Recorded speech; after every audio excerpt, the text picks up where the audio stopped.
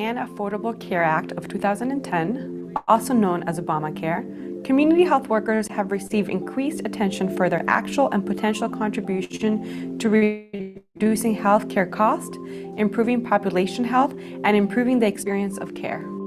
In addition, it is being understood more and more how community health workers can eliminate healthcare disparities and increase health and social justice. In this video, community health workers from Oregon will reflect on how they play the 10 core roles of their profession.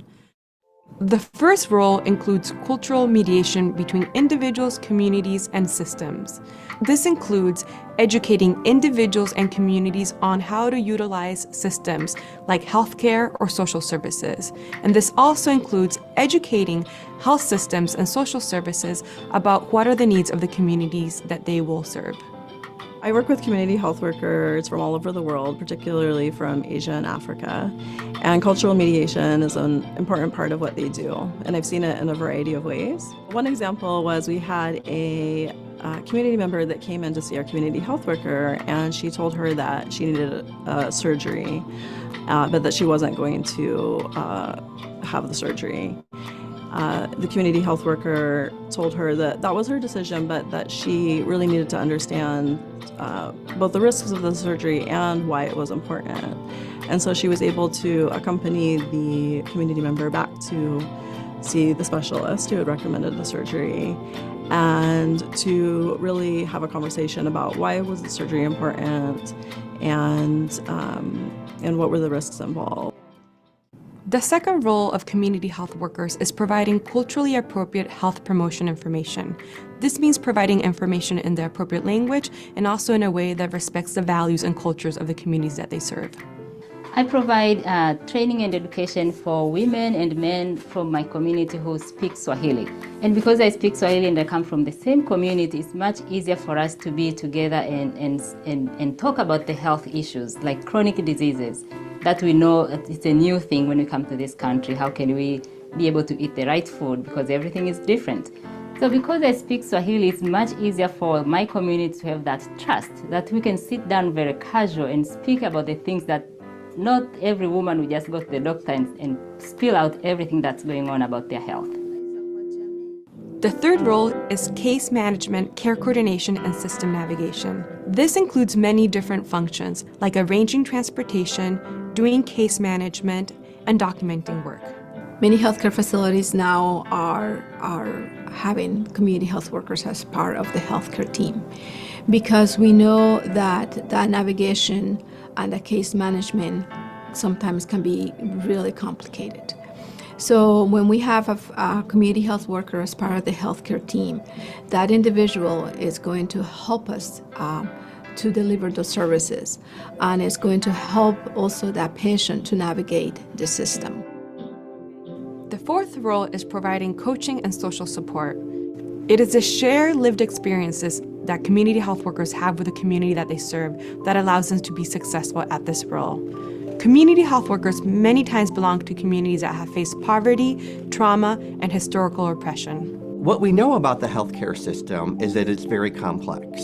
And we know that from our own personal experiences, family members, loved ones, community members, or our jobs. And one of the things that helps to address that complexity are people to help overcome these barriers. And health is much more than being realized going to a doctor's visits. It's all the social supports and networks that are so important in achieving our health. And so community health workers play a vital role in helping individuals and families connect to the resources and social supports that they need to become healthy. For me, and I think for many other people, we realize that we have too narrowly defined health within a clinical setting and measures.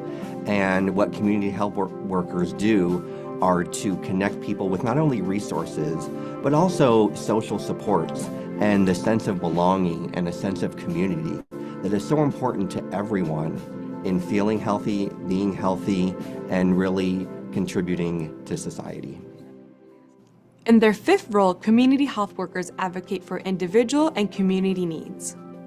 Working in healthcare policy, it's really helpful to be both a community member and a person who has a background in health, because I'm able to speak from a place of both lived experience and training and knowledge that helps folks who are not familiar with the challenges and the barriers that we face in the Native community to see from a real perspective what policy changes they're advocating for really mean for us. The sixth role that community health workers play is provide individual and community capacity building. We have learned how important housing and the cost of housing and transportation and access to food and topics like mental health have come up. And then we combined all those conversations into a listening session where they are invited back and they get to speak to one another about the things that are important to them in their community. And what happens is the community across the languages begins to learn about shared concerns, shared areas of interest, and we're able then to invite them to join action teams and begin to think of ways to change policy and to speak back to city and county officials. In both urban and rural areas, community health workers help people meet their basic needs, which are absolutely essential for health. As a healthcare provider, I know there's only so much that can be done in a clinical visit. Community health workers are that bridge to meeting people where they're at in the community. Community health workers not only are able to follow up with community members after medical visits, but they also do things like accompanying families to go get food boxes or making sure that they're able to check in on their homebound relatives. Community health workers often accompany families when they have visitation with their children who are in DHS custody.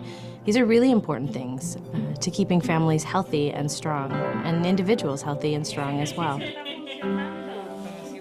The eighth role of community health workers is providing individual and community assessments. Many of the serious health problems facing communities today, infant mortality among African Americans, asthma among poor children, violence among youth, are the result of environmental, economic, historical, and social conditions. Because of the deep understanding that community health workers have of their community, their health concerns, and systems, community health workers are specially able to provide valuable assessments to improve health.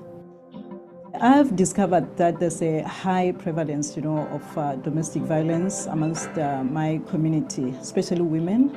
And the way to handle this is by setting an assessment through questions. I set a few questions for the individual, and through these questions, it helps the individual really to come out with all that she has experienced. And many times I find also that there's some evidence from the individual herself, whereby she might have reported the issues or case to the police, or might have gone to the court. So all this I put together, and they sort of form the basis, for intervening about the situation within the community. The ninth role of community health workers is to provide outreach for communities and individuals who otherwise would not receive the appropriate services. Ngoài ra, đối với cộng đồng người Việt sống tại đây, để giúp cho cộng đồng người Việt thăng tiến hơn, thì công tác của tôi là tôi tổ chức những buổi sinh hoạt mang tính văn hóa và truyền thống của người Việt Nam, và nơi đó tôi sẽ giúp cho cộng đồng của chúng tôi có thể tiếp tục duy trì nền văn hóa của chúng tôi tại Hoa Kỳ. Ngoài ra, vì những cái buổi sinh hoạt đó, nhờ những buổi sinh hoạt đó, tôi có thể đưa vào những cái thông tin mà sẽ giúp hỗ trợ cho cộng đồng, cho từng người trong cộng đồng hiểu thêm và mở rộng thêm những kiến thức về đời sống tại Mỹ, và đó là công tác của tôi. The 10th role is providing evaluation and research. One of the greatest value-added practices that I've seen is inviting community health workers into research and evaluation processes. And why I think that's so valuable is because it actually enhances the research and researchers, the community health workers, and the community. By supporting community health workers to play a full range of roles, employers can help to assure that community health workers will make the greatest contribution possible to reducing costs, improving population health, improving the experience of care, and eliminating health inequities. People in communities that have been systematically denied health care and the conditions for health have always organized and sought out training in order to be able to promote health in their own communities. Community health workers and researcher allies have worked together on various occasions to identify the roles that community health workers play and the skills that they need to play those roles. I personally value community health workers because they are by the people, for the people, and from the people that matter. Community health workers are able to share a lived experience with the people that they're working with, and they're also able to empower community members through education, through training, through mentorship. I have never met a group of professionals who inspire me more than community health workers. I love being a community health worker because I get the chance to walk with people through very challenging life situations. What I love about community health workers is that they really understand and know their community, and they're able to mobilize and connect with people in a way to truly create change. I love working with community health workers in my community because it allows me to work with people from different cultures and different ways of thinking about things. And I think it's so very important that people feel heard and that they feel empowered and that their voice matters. And community health workers help do that. The roles that community health workers play have been identified and supported through extensive national research, including a National Community Health Advisor study in 1998, and most recently, the Community Health Worker Core Consensus Project.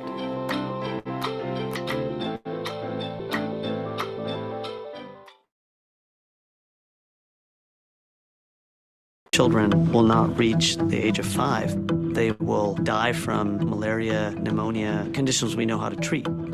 It does not have to be that way. The traditional model for healthcare is people go to the facility to seek help. With the community health model, we take the services to the people. The community health worker is a trusted neighbor. They go door to door and provide services that prevent illness. It is cheap, and yet the impact is immense. Right now, governments are rewriting their plans for their healthcare systems. The question is, will we do it right? What it will take is investing in the last mile, ensuring that every child and family has a community health worker in their neighborhood or in their village. Are we going to do what's needed to support these community health workers? Will we be as brave as they are every day in how we design the systems to support them? Roslyn. Hi. How have you been? I'm okay. All right. You ready to go to the field? Yeah. Any pregnant women? Yeah, there are around 4. All right. Roslyn. Margaret. Anaendelea aje? Vizuri. Okay. My name is Roslyn. I'm a mother of 3 and I'm a community health worker. You deal with each person the way he or she comes. They know if I become sick, Roslyn is there for me. There are millions of people who are looking for meaningful work, and they're ready to care for and look after their neighbors. We just need to shift our thinking about who we're supporting as health workers. Investing in community health workers means ensuring that they have the right training. I go to the training maybe once every month. We keep on motivating one another.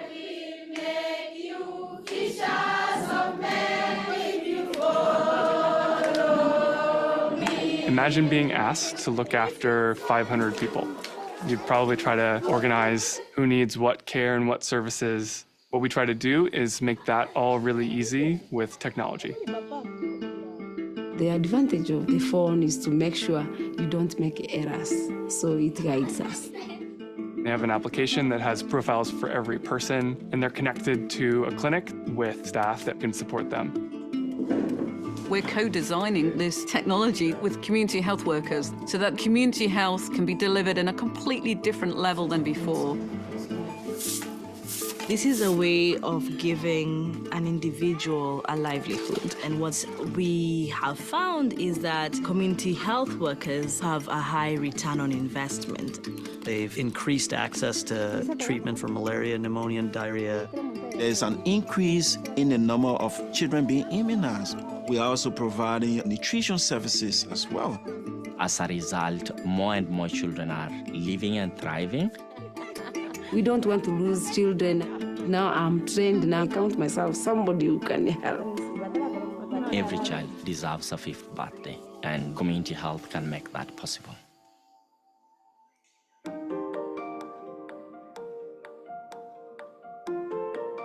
The proverb says that if you want to walk fast, Go alone if you want to go far. go together.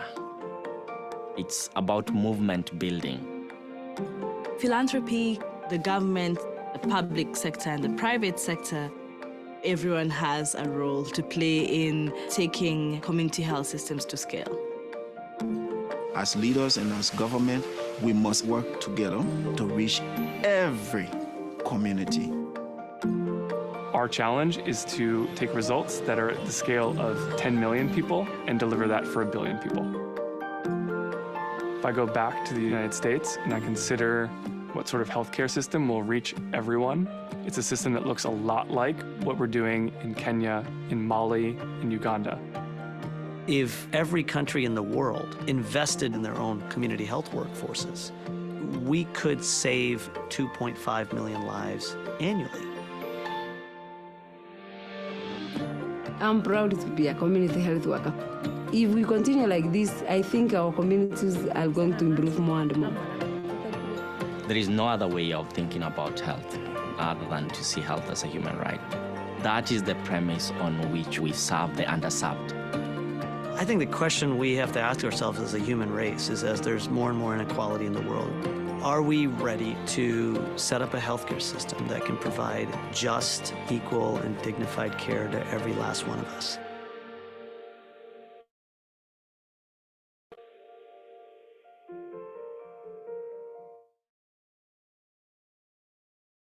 In Africa, there are millions of people who live out of the reach of healthcare.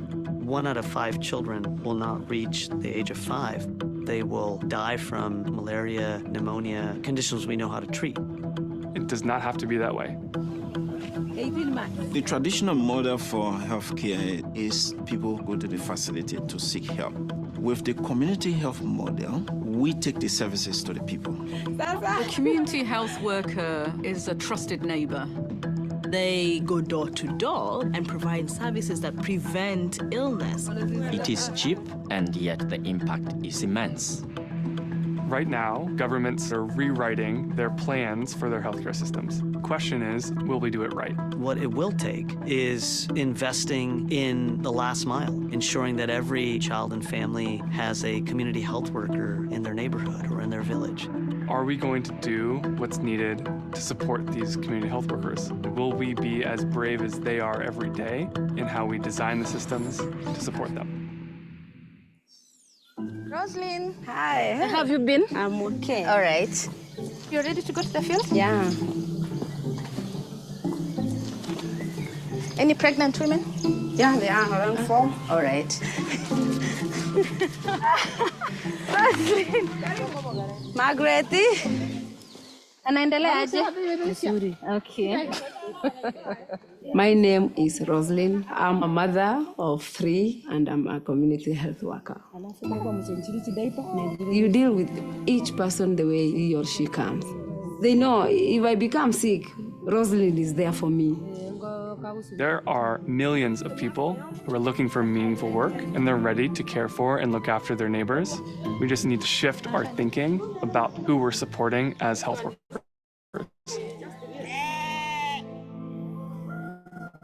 Investing in community health workers means ensuring that they have the right training. I go to the training maybe once every month. We keep on motivating one another.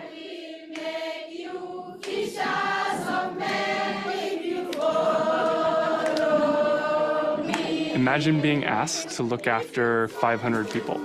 You'd probably try to organize who needs what care and what services. What we try to do is make that all really easy with technology. The advantage of the phone is to make sure you don't make errors, so it guides us.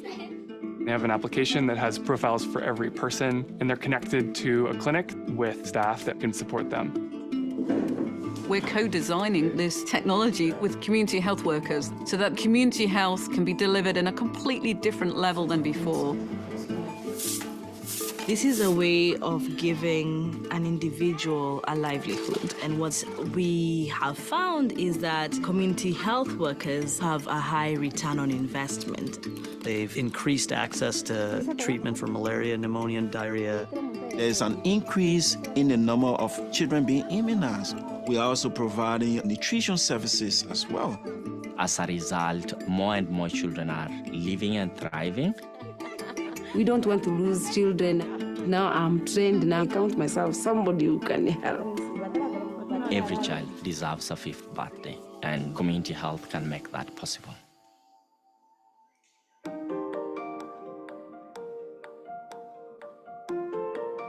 The proverb says that if you want to walk fast, go alone. If you want to go far, go together. It's about movement building. Philanthropy, the government, the public sector, and the private sector, everyone has a role to play in taking community health systems to scale.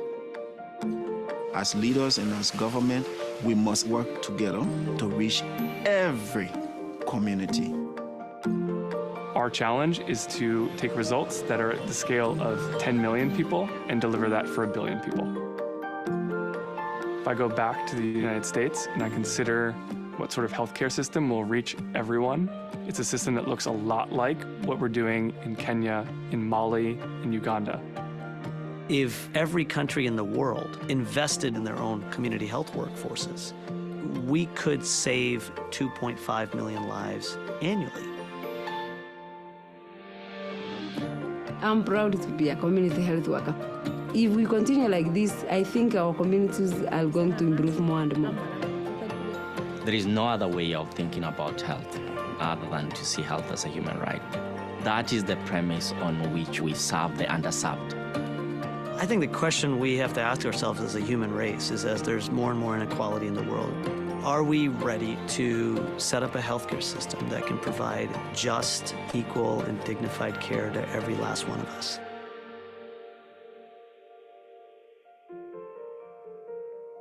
Hey, thanks for watching. For more on the movement to ensure that all people can access community-based primary health care, check out chwimpact.org.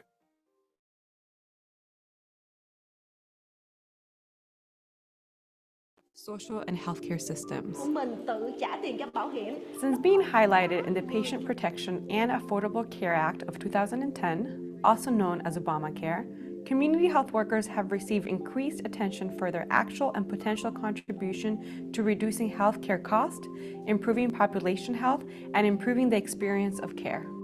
In addition, it is being understood more and more how community health workers can eliminate healthcare disparities and increase health and social justice.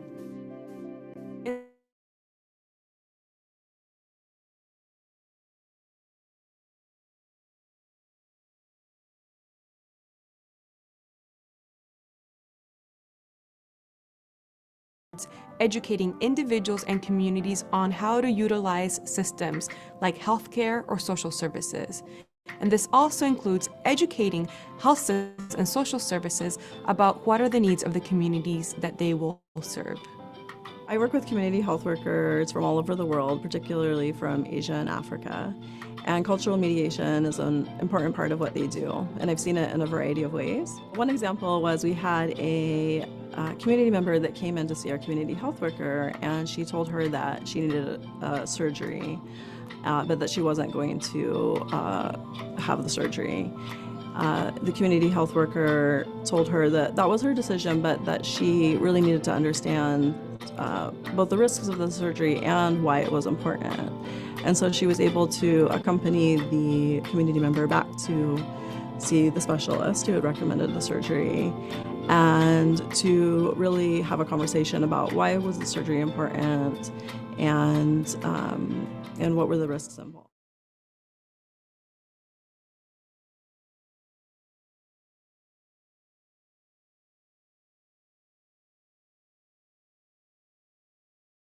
Conference, the scientific conference of the University of Port Harcourt School of Public Health. Let's start the proceedings for today. And we are going to start with the national item, followed by the University of Port Harcourt item. National item, please.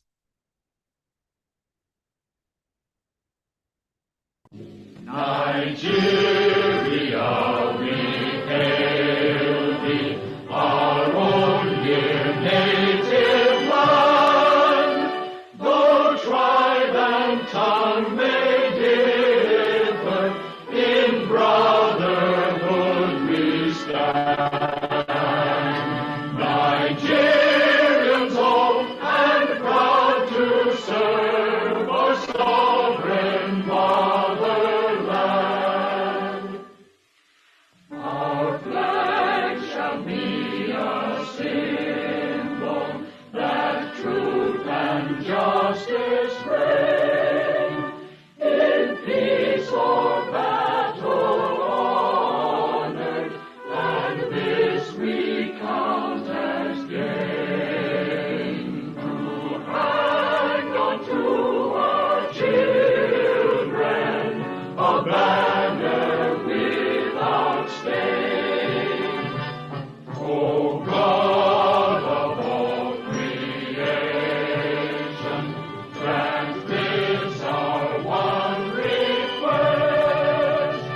Help us to build a nation where no man is oppressed.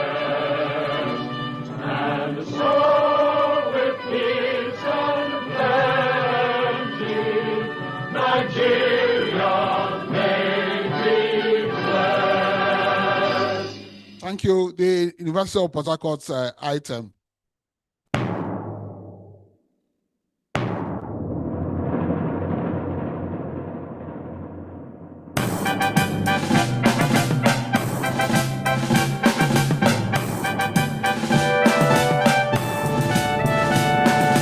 On the green lowlands and swampy plains of the New Calabar River stands the University of Port Harcourt, a citadel of learning and excellent education, a home of academic enthusiasts, searching for knowledge and wisdom, enlightenment and self-reliance on mission.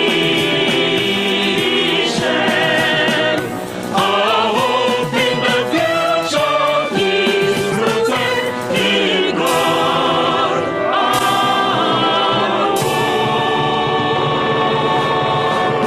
The vision of our fathers shining in the stars, opportunities unlimited and equal.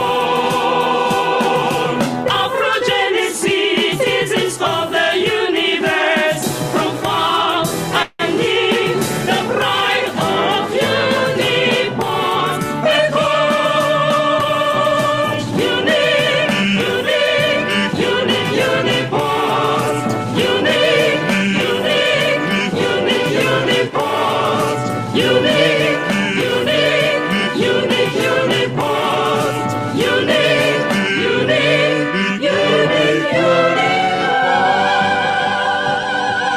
Thank you very much. The University of Port Harcourt is indeed unique. So we are going to formally start today's proceedings. That is the 9th of the first scientific conference of the University of Port Harcourt School of Public Health. And today is Thursday, 25th of September, 2025. I think since you don't have, a lot of you do not have the agenda for today, so I have to read it out. Let me read it out. The first, we have taken the national items, the national item and the University of Port Harcourt item. The next, we are going to state the etiquette for participants, give you some instructions on how to conduct yourself during this conference. Then that will be followed by the establishment of the protocol for the day. Then the director, that's me, will give my welcome address. And after that, the chairman of the day, Dr. Gimbasin Daniel, will give his opening remark. And immediately after that, we'll get the speech by the special guest of honor, Dr. Bashir Idris, the registrar of and CEO of the Community Health Practitioners Registration Board of Nigeria. Then after that, we'll get the goodwill messages, especially from the President, Association of Community Health Practitioners of Nigeria. Then immediately after that, we'll take the citation of the keynote speaker, and the keynote speaker is also the director of the Community Health Institute, Dr. Sikrat Onawola. And so immediately after her lecture, we'll take a brief interlude. We'll take a brief break to enjoy the cultural display from by the various tribes of River State, and then we'll come back to take the panel discussion. And the panel discussion, the theme, postgraduate education in community health, and we have lined up distinguished panelists. Dr. Aristor Solomon Ibama, Dr. Doris Botumi, and Mr. Ibrahim Umar. They are lined up to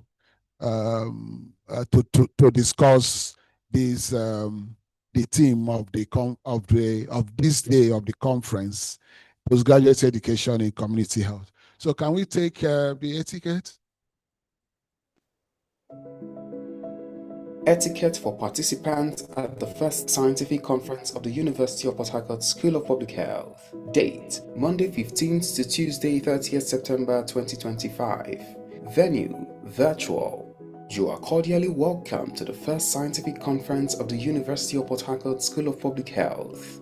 To ensure a smooth, distraction-free conference, please take note of the following guidelines.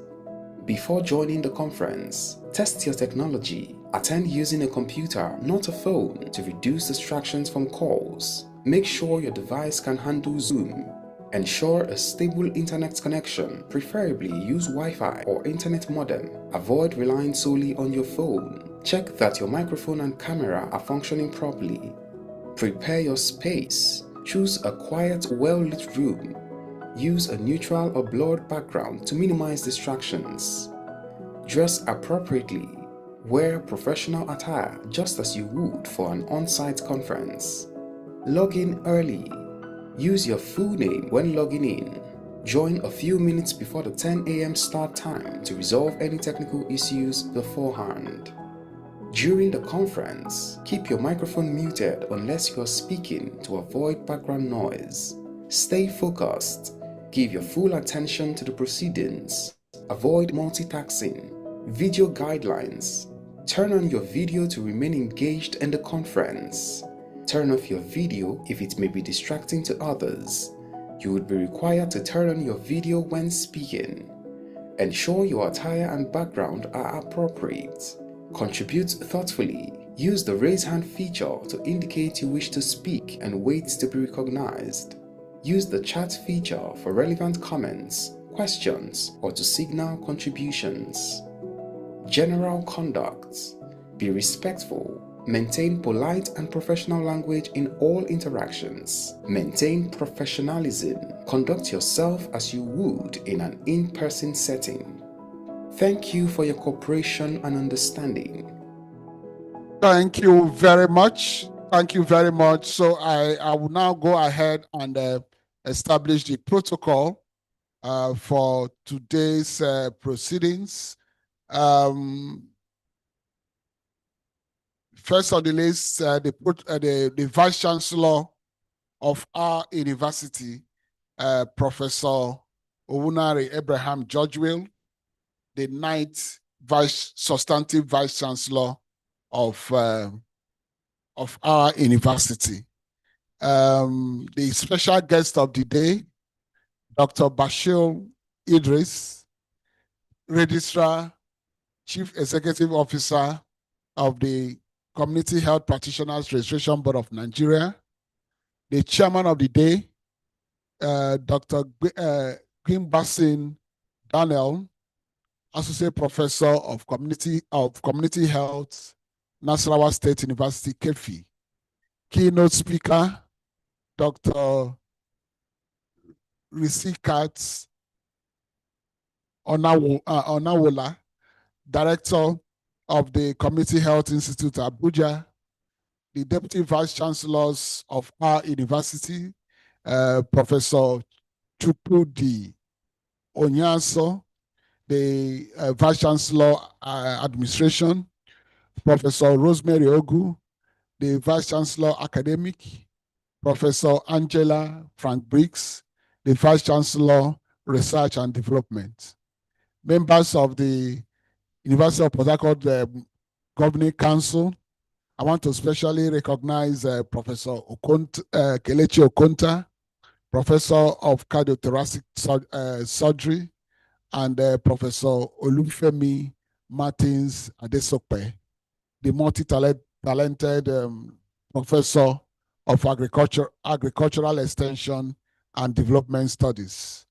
The Registrar of our university, Dr. Mrs. Gloria Chinda, and the other principal officers of our university.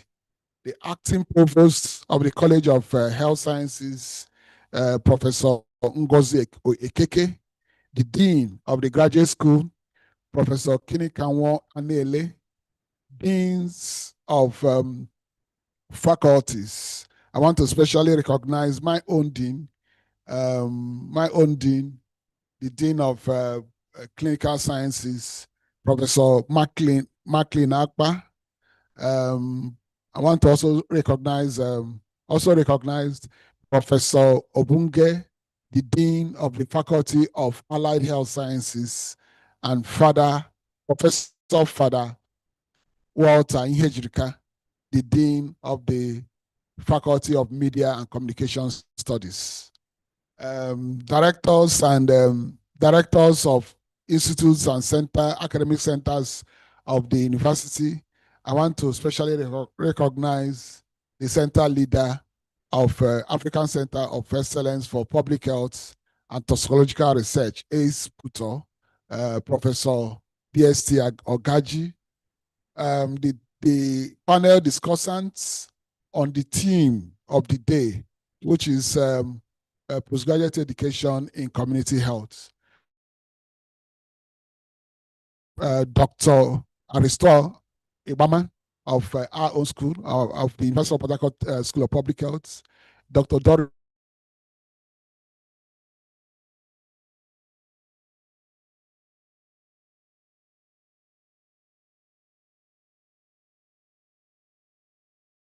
Director, Education and Standard of the Community Health Practitioners Registration Board of Nigeria.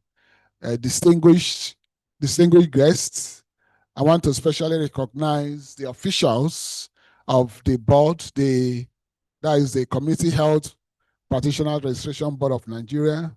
I want to also recognize the president and the executive of the Association of Community Health Practitioners of Nigeria, professors, lecturers, and supervisors of the School of University of Port Harcourt School of Public Health.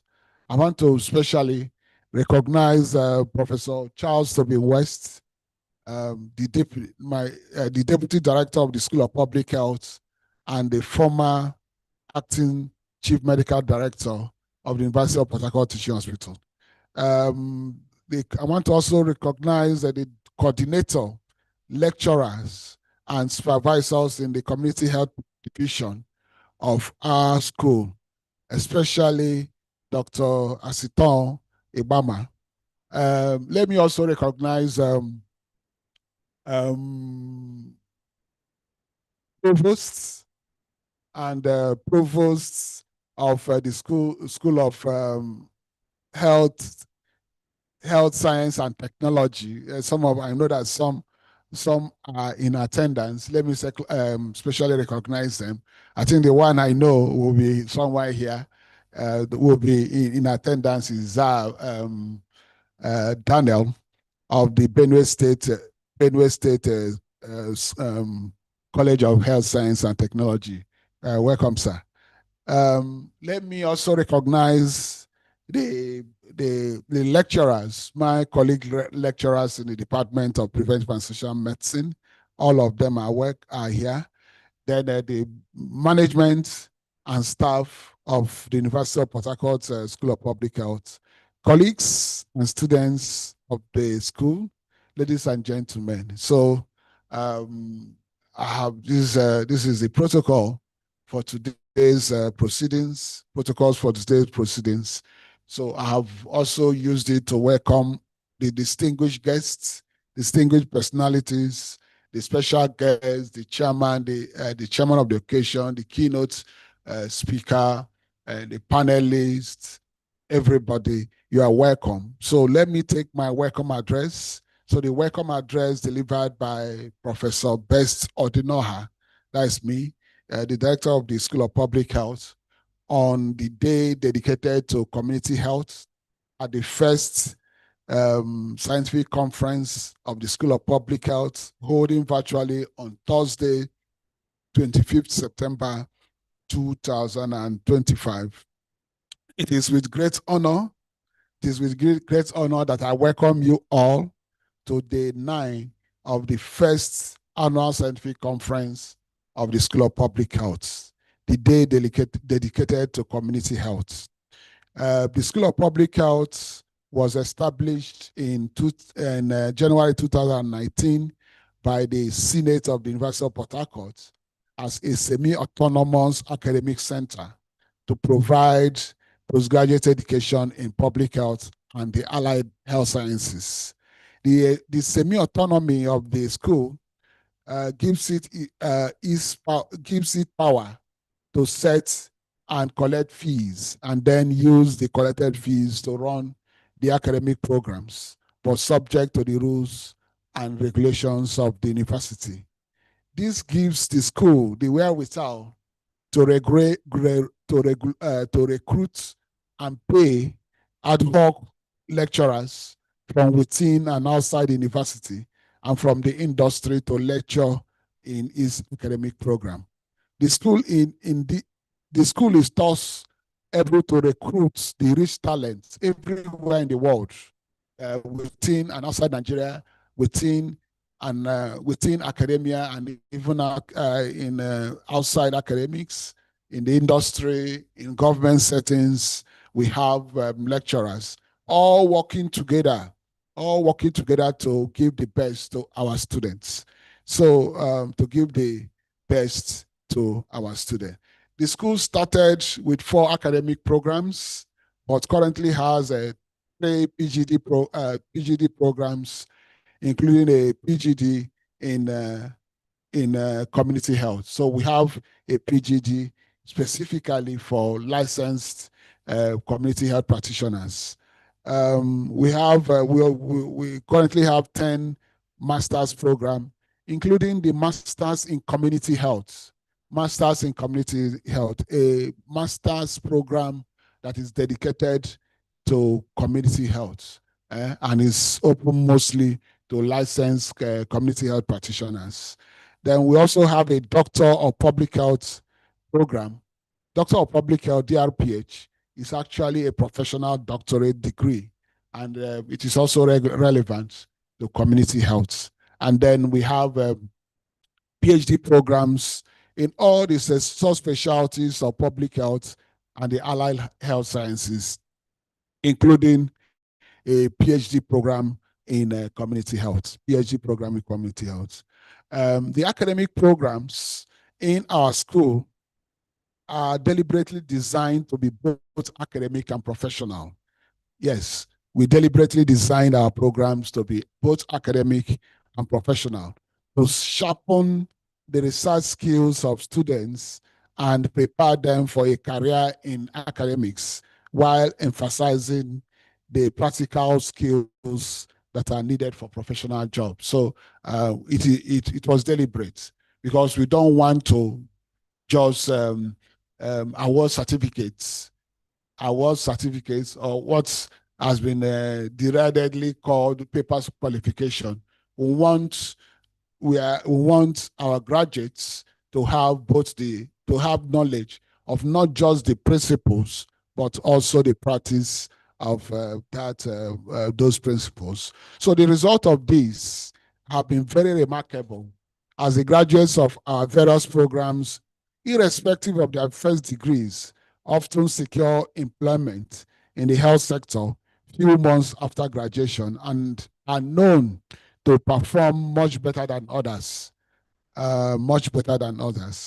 the success of our graduates in the labor market and their achievements in their jobs can be attributed to our competency-based curriculum, expertly delivered by our lecturers who are drawn from the academia, the industry, and government. In fact, we adopt what has been called the triple LS model of education, where you get lecturers from the academia, from industry, and from government, all working together, bringing not just theoretical knowledge, but also practice knowledge.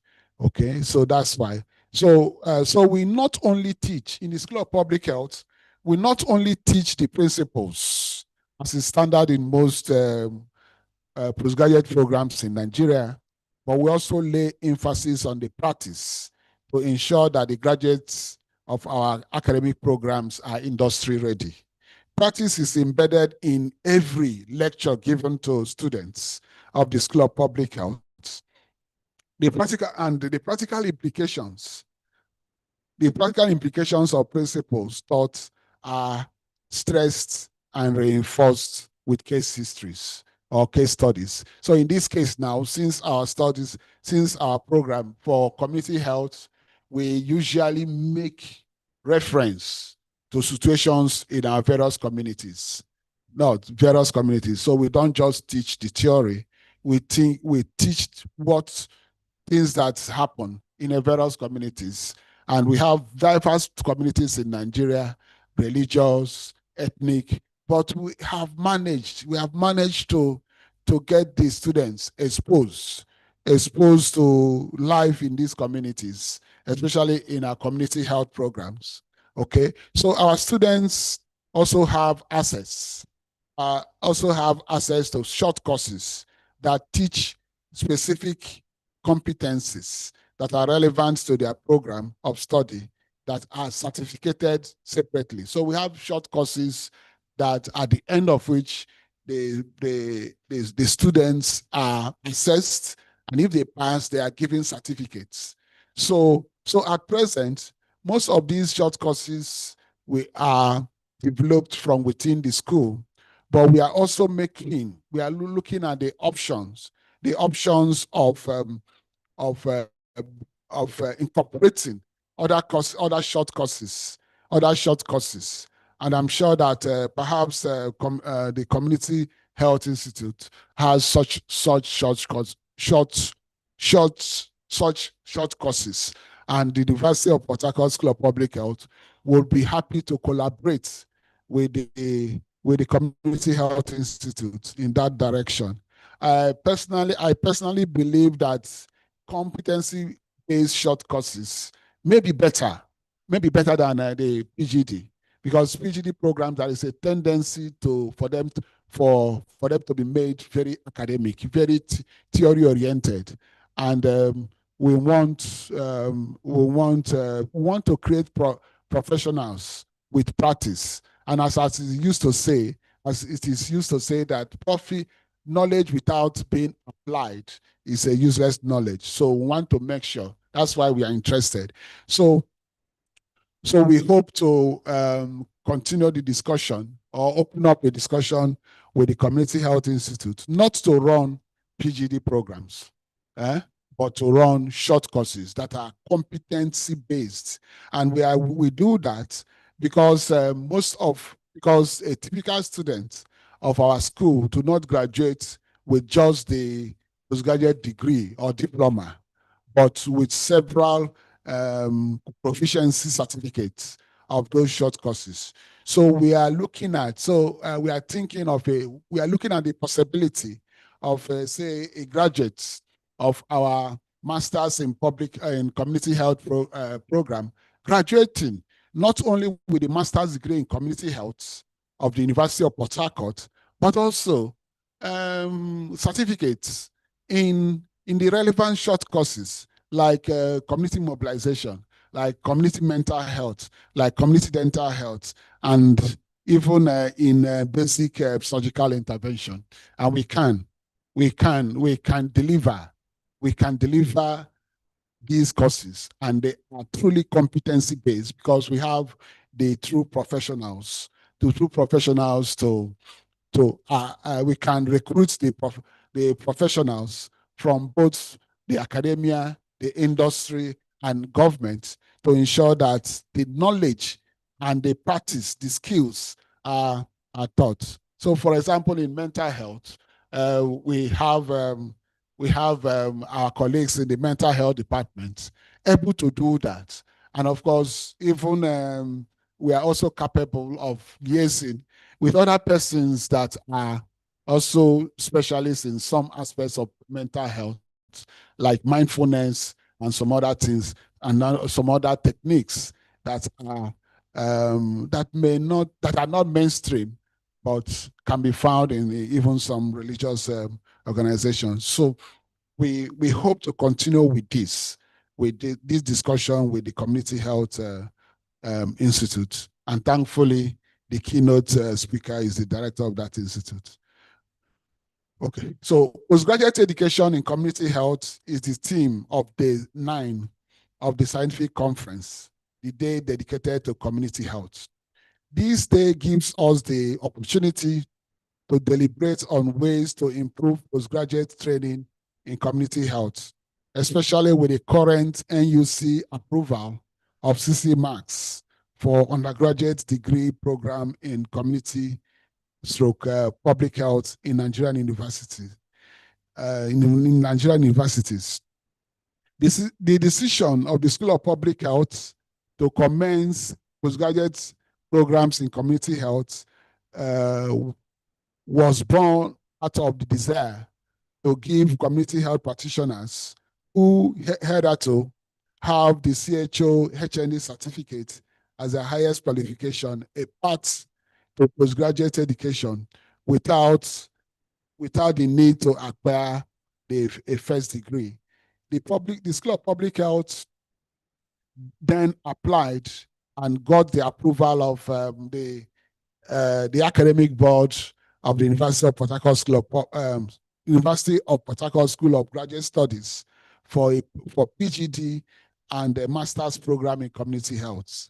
The PGD program is designed to give holders of the CHO certificate a path to postgraduate education without the need for a first degree, while the Masters of Science degree program in community health is designed for students to gain mastery of the principles and practice of community health and is open to all licensed community health practitioners with any first degree, with any degree.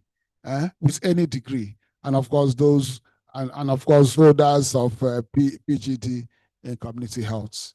Both programs commenced in 2020-2021 academic section and have so far graduated 4 sets of students, numbering more than 200.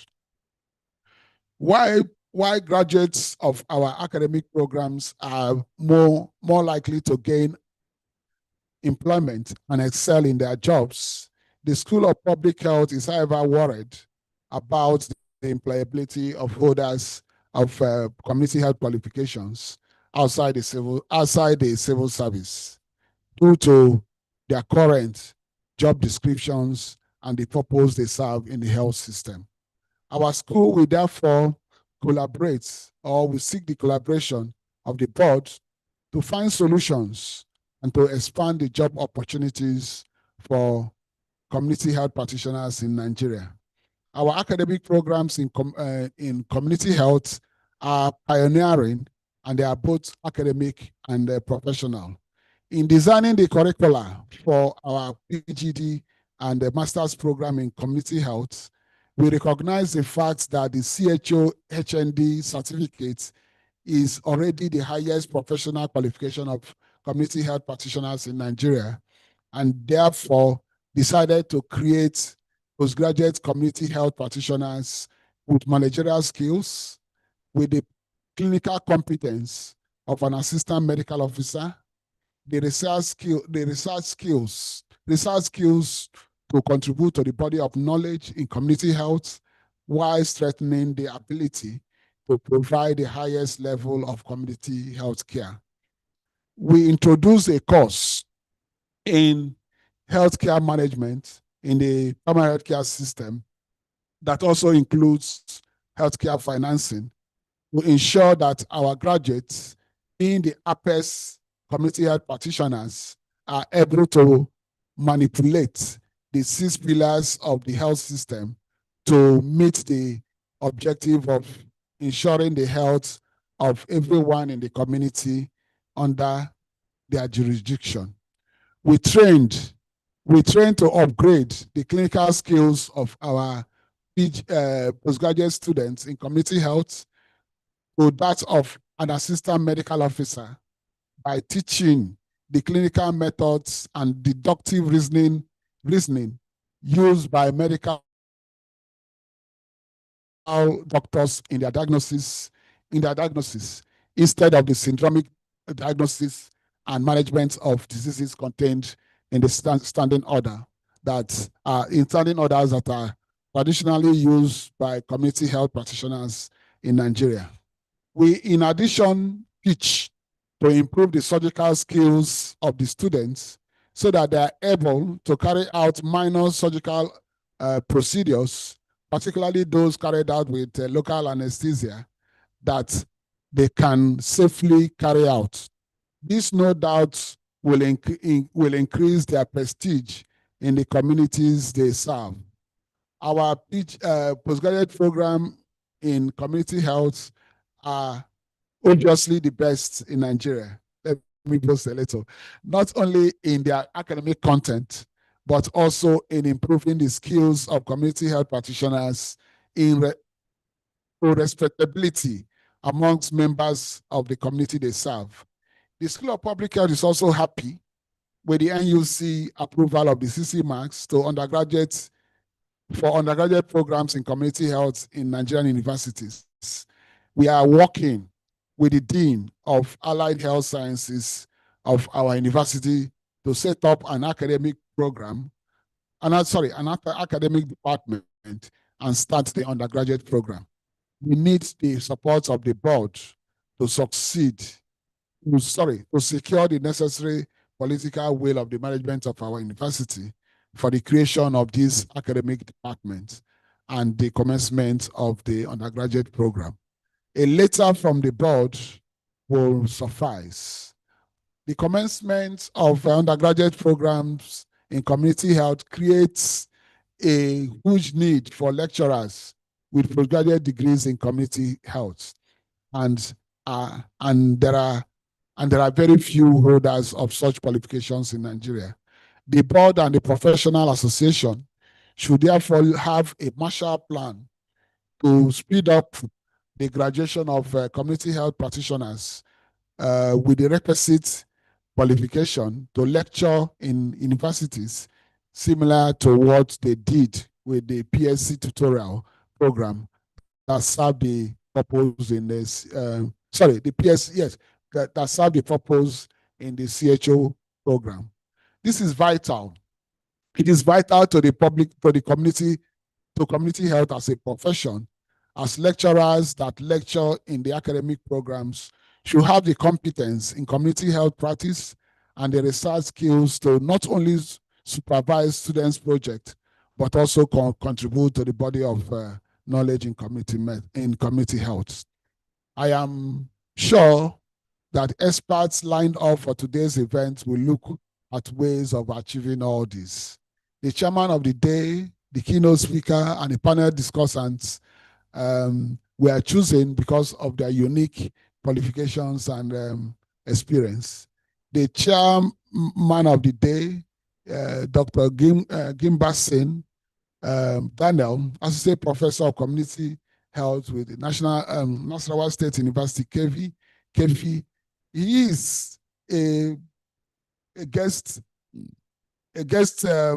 editor of the Pan-African Journal of Health and Physiological Sciences and Psychological Sciences, and leader of Community Health Practitioners Registration Board's delegation to several engagements on postgraduate and graduate education in Nigeria.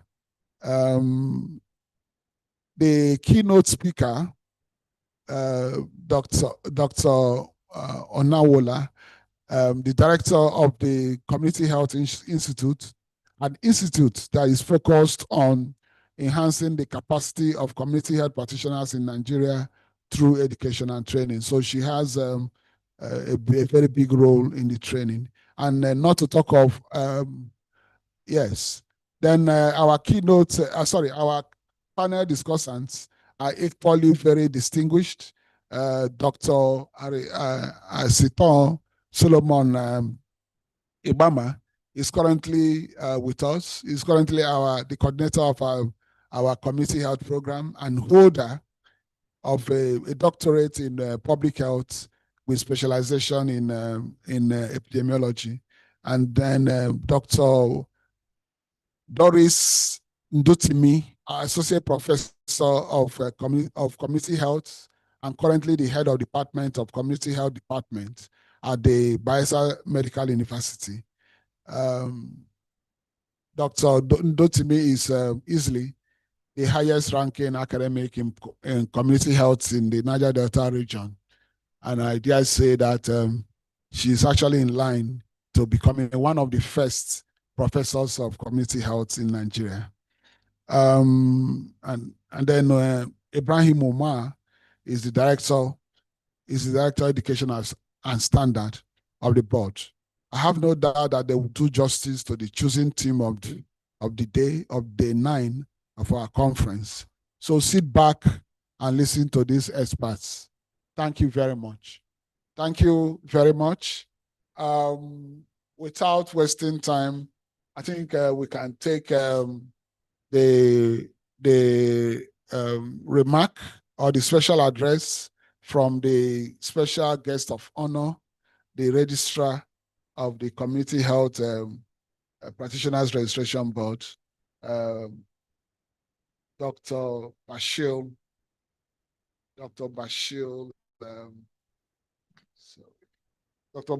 Idris. Hello, sir. I don't know if we can take, if he's on call. Hello, sir. Registrar, sir.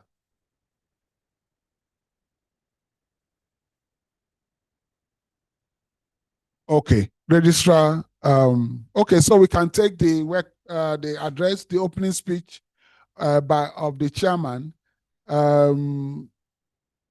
Hello, Professor Gimbasin Daniel. Hello, sir. Chairman, sir. Morning. Hello. Hello, sir. Good morning. Good morning, sir. So How you, are you can you? fine, sir. You can give your opening remark. It's okay. Distinguished guests, esteemed colleagues, dear postgraduate students, ladies and gentlemen, you are all welcome to this day designated for community health, being 25th September 2025, as the first annual International Conference of Public Health, University of Port Harcourt, with this theme, Postgraduate Education in Community Health. It is with great honor and profound pleasure that I welcome you all to this landmark event, the first annual International Conference of the School of Public Health at the University of Port Harcourt. This conference marks a significant milestone, not only for your institution, but also for the broader public health community, as we gather to engage with the critical theme of transitional research for improved service delivery and national development. As postgraduate students specializing in community health, you stand at the forefront of dynamic, vital discipline. Public health is not just about identifying health challenges, but about translating research into actionable strategies that improve the lives of individuals and communities. Today's theme underscores the essence of bridging the gap between scientific knowledge and practical application, ensuring that research findings do not remain confined to academic journals, but lead to tangible improvements in health systems and outcomes. Translational research serves as a catalyst for innovation in health service delivery. It empowers policymakers, healthcare providers, and communities to implement evidence-based interventions that are responsive to local needs. In the context of our nation, where public health challenges are complex and multifaceted, this approach is crucial for driving sustainable development and fostering a healthier society. As future leaders,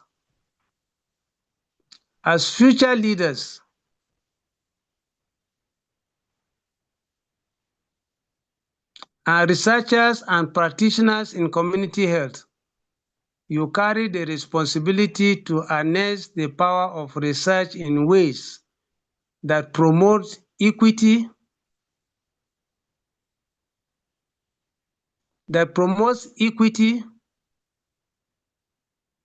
efficiency, and quality in health services. This conference offers a unique platform for intellectual exchange, collaboration, and capacity building, enabling you to expand your knowledge, share insights, and build networks that transcend borders.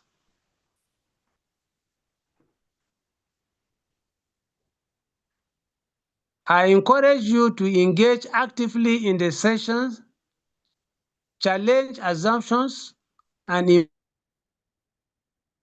embrace innovative thinking. Let this conference be a beacon of inspiration that motivates you to pursue transitional research with passion, integrity, and a commitment to national development. In closing, I wish to express my gratitude to the organizers, the sponsors, and participants who have made this event possible. Together, let us reaffirm our dedication to advancing public health through research that truly transforms lives. Thank you, and I wish everyone a successful and enriching conference. God bless. Thank you. Thank you very much, Chairman. That was the Chairman's opening remark. I think we can move ahead. I don't know if we have the President or his representative of the Association of Community Health Practitioners of Nigeria. If we have the President, President can indicate to be recognized. President of the Association of Community Health Practitioners of Nigeria. Sorry? Okay. Nobody has indicated interest. So if you are the president or if you are the president or the, I hope Dr. Obama is around, eh? Dr. Obama? Okay, yes, he's around. Yes, Prof. Prof, I'm around. We are getting a lot of absentees, so you know, and it's a bit, but it's all right. It's all right. It's all right. The registrars, his number is not reachable. It's all right. It's all right. So we can, having said that, I think we can move on and go to we'll take the citation. I'm sure that the keynote speaker is around. Hello, madam. That is good. Sir, good morning, okay. Sir. Yeah, good morning. Good morning, ma. It's good, so yes, I think I'm rest assured now. Okay, so we can take the citation of the keynote speaker. We can take the citation, and after that, Madam Director will give us the keynote address.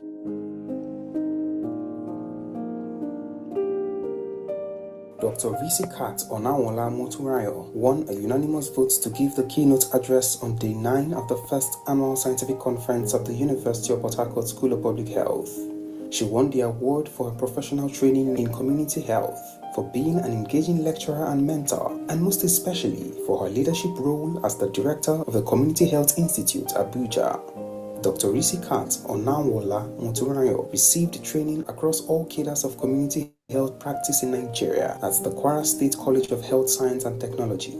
She obtained her Community Health Aid Certificate in 1988, her Community Health Extension Worker Certificate in 1990, and her Community Health Officer Certificate in 1995. She later pursued health education at the University of Ibadan, where she obtained a Bachelor of Education in 2005, a Master's degree in Health Education in 2009, and a PhD in Education in 2017, specializing in school and community education. In addition, she holds a Master's of Public Health degree from the National Open University of Nigeria and is currently pursuing a second PhD in Community Health at the University of Medical Sciences, Ondo State. Dr. Onawola served as a community health officer in various primary healthcare facilities in Ibadan, Southwest Local Government Area of Oyo State, before transferring her services to the College of Health Science and Technology, Eleyele, Ibadan, and later to the University College Hospital, Ibadan, where she was actively involved in the training of health tutors. She was appointed the Pioneer Director of the Community Health Institute, an institute dedicated to enhancing the capacity of community health practitioners in Nigeria through education and training. The institute currently collaborates with Gombe State University on a postgraduate diploma program in community education aimed at strengthening health promotion and communication, especially in rural areas. It also collaborates with Nasarawa State University on PGD programs in other specialties of community health to advance subspecialty knowledge and competence among practitioners across the country. Distinguished guests, lecturers, students, ladies and gentlemen, welcome Dr. Risi Kat Onawola Moturayo, registered community health practitioner, devoted public health professional, passionate advocate for community and school health, Pioneer Director of the Community Health Institute and keynote speaker on day 9 of the first annual scientific conference of the University of Port Harcourt School of Public Health. Thank you very much. Madam Director, you can now go ahead and give your keynote lecture. All right. Hello, ma'am. We can hear you. Okay. All right. I'm going to share my slide.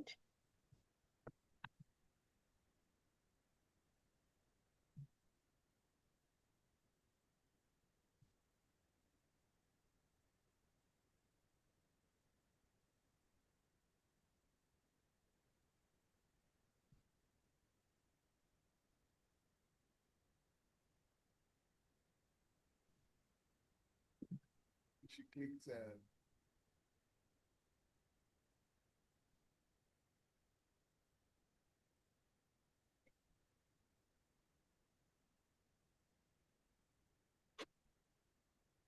Can you see the slide? Yes, ma'am. All right. The Vice Chancellor, sir, of the University of Port Harcourt, Professor Howunari George Will, the Dean, School of Public Health, distinguished professors and doctors on this platform, the chairman of this occasion, Professor Gilbertson, the special guest of honor, who is also the Chief Executive Director of Community Health Practitioner Registration Board of Nigeria, esteemed alumni of these great institutions, invited guests and students. Ladies and gentlemen, call protocol duly observed. I am Dr. Rifikat Honawala, the Director of Community Health Institute, established by Community Health Practitioner Registration Board of Nigeria. Today, I will be speaking on the topic postgraduate education in community health, which has been assigned to me under the broader theme of transitional research for improved service delivery and national system. Before I proceed, I would like to say I am truly honored to stand before this distinguished gathering as the keynote speaker for this year's Community Health Day. My sincere appreciation goes to the organizers and University of Port Harcourt School of Public Health for the kind invitations. Today, we will celebrate an institution that remains a leader in public education and transitional research in community health. As I've said before, our focus is on postgraduate education in community health because advancing knowledge and skill at this level is key to building a strong health workforce capable of addressing complex health challenges of today's and the future. Now, you will all agree with me that the health of the people is the foundation of their happiness and power. A quote by the Israeli in 1887. This powerful quote reminds us that the well-being of a nation depends on the health of its people. When citizens are healthy, they are happier, more productive, and the country becomes stronger. I would like to highlight 3 key areas in this, under this postgraduate education: milestone, challenges, and future. What do I mean by milestone? It refers to the important achievements and progress we have recorded in developing postgraduate training in community health. The challenges, of course, are the key issues and obstacles that still limit the growth of these postgraduates in this field. Why future?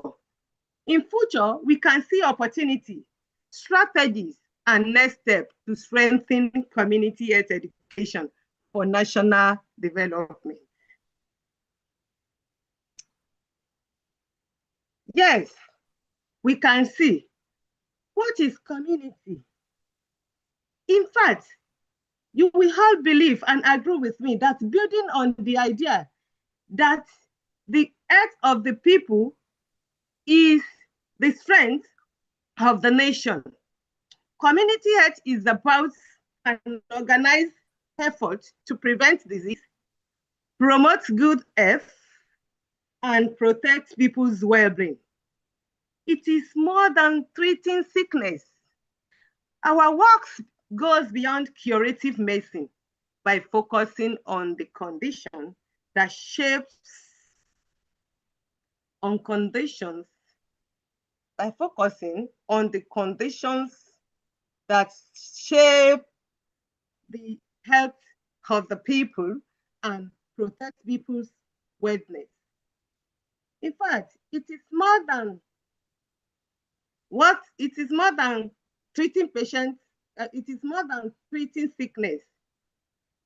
Things like you can see on this the diagram on this page, that things like housing, education, income, environment, and access to clean water are core social determinants of health.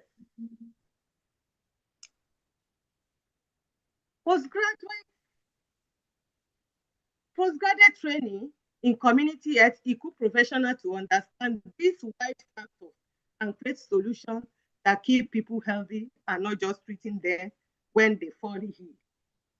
This is why strengthening postgraduate community health education is so important for our country's futures. Community at the core. Yes. From what we have seen, the real work of health goes far beyond hospital. In fact, health challenges begins and ends in our community.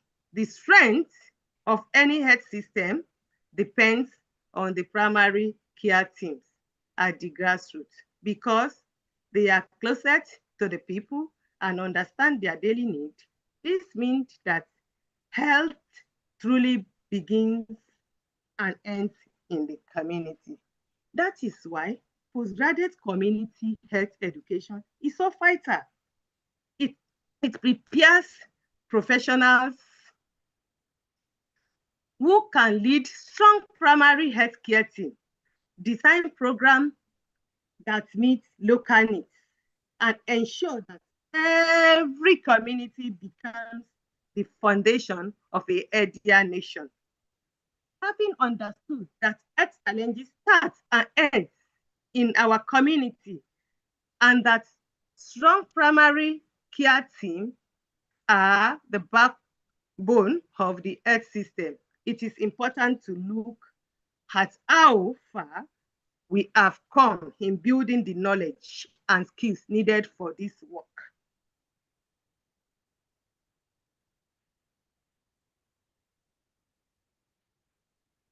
Now that we have seen the importance of strong primary healthcare team and the role of community, it is clear that education and research must work hand in hand.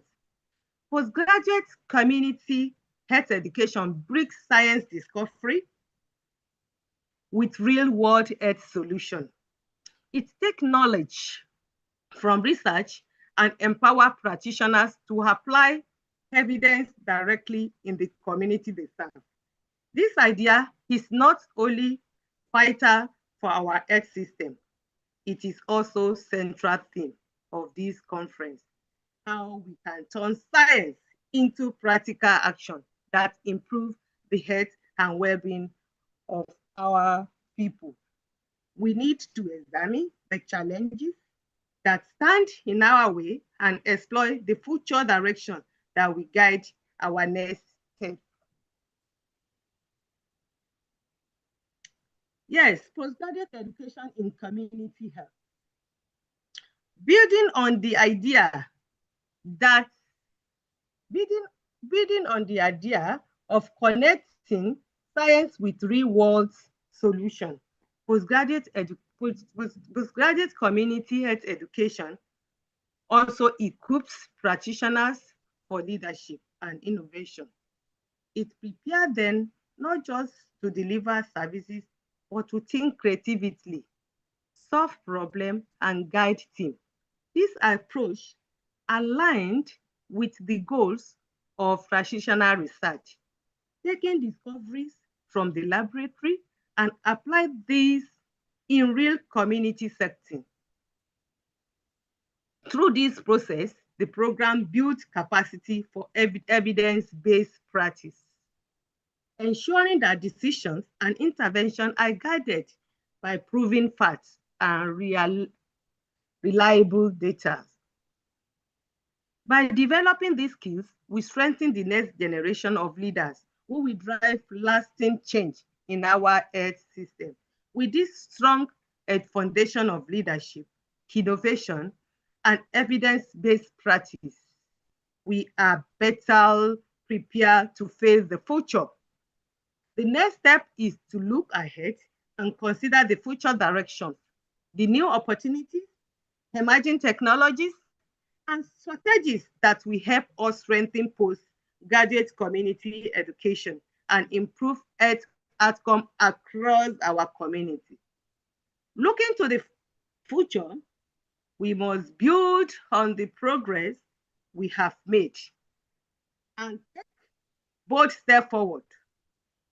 The future of postgraduate community health education will depend on three key actions. One, embracing digital health technology, such as artificial intelligence, telehealth, and e-learning to reach more community and improve training. Number two, promoting interdisciplinary research in areas like climate change, One Health, and mental health, so that our work addresses the complex challenges of today's world. Strengthening partnership between universities and community, ensuring that our program remain practical, responsive, and grounded in real need, as Professor Bates have told us initially. This future direction will help us produce postgraduates who are innovative, well-equipped, and ready to lead health improvements across Nigeria and beyond. Yes, purpose of lecture. So this keynote address, number one, to achieve these future goals, we must be aware, we must ensure that postgraduate education stay aligned with both scientific progress and the real needs of our community. This means creating programs that respond to new research finding while also solving everyday health challenges. We must also promote specialization and a strong research culture, encouraging students to go deeper into key areas of community and to produce evidence that guides policy and practice. Finally, we need to advocate for professional growth and a strong health system impact, so that every graduate not only gain advanced knowledge, but also contribute to improving the quality of care and overall health of our nation.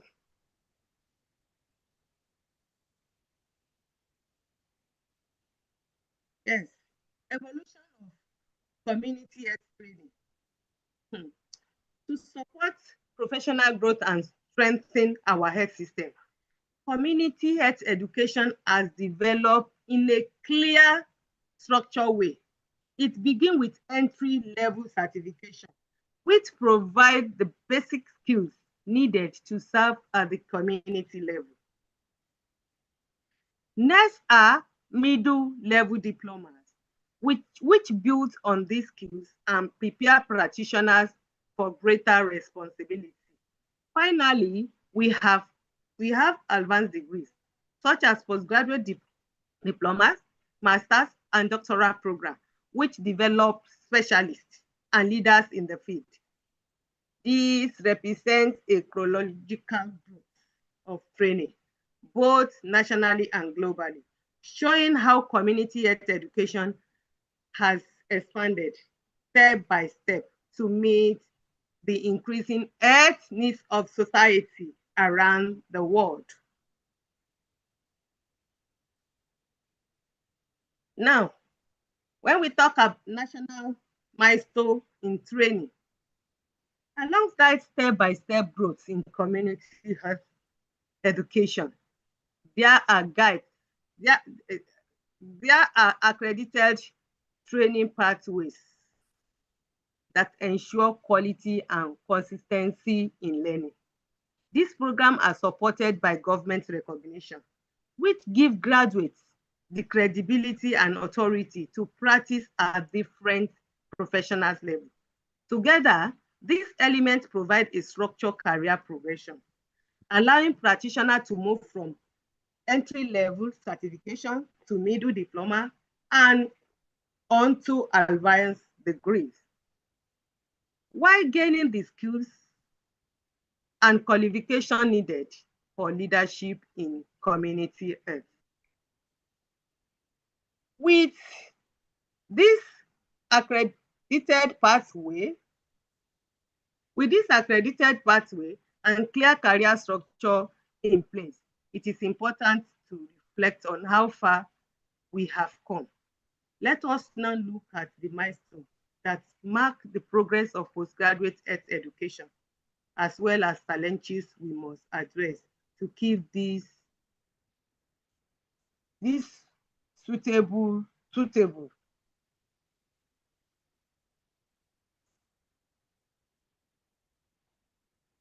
Yes, to keep this suitable. Global recognition.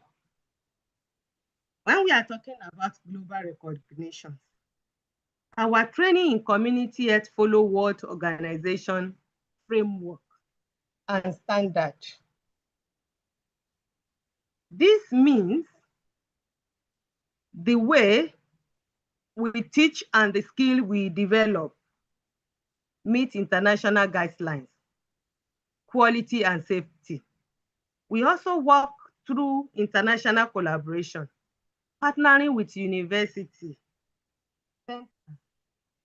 and health agencies in countries. These partnerships allow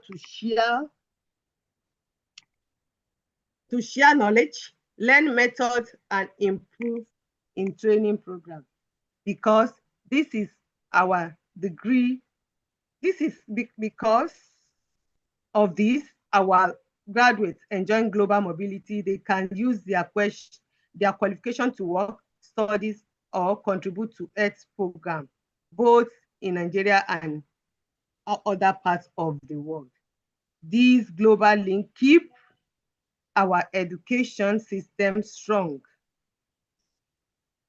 up to date with modern health practice.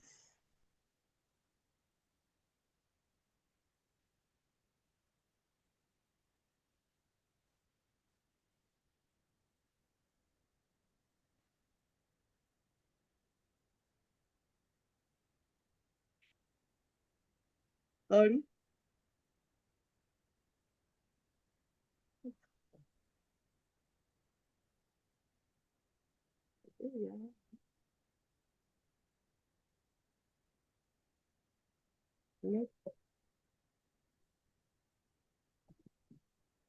Hello, ma. I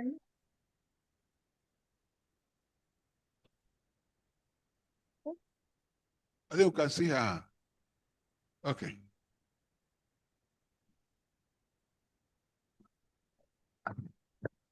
Just hold on.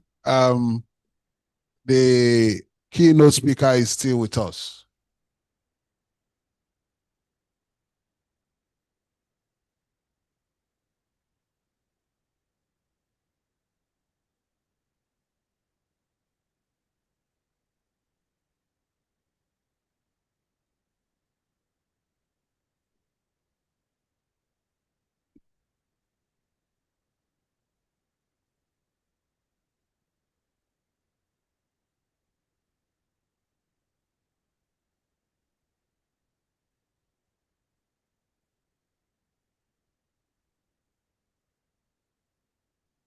Hello? Hello, ma.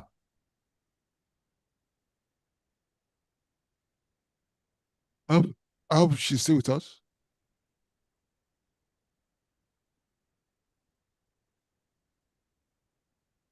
Okay. Okay, so let's just hold on for the keynote speaker. In the meantime, after this keynote lecture, we'll take a short break, and within that short break, we'll enjoy cultural displays from the ethnic groups of Rivers State, and after that, we'll come back for the panel discussion.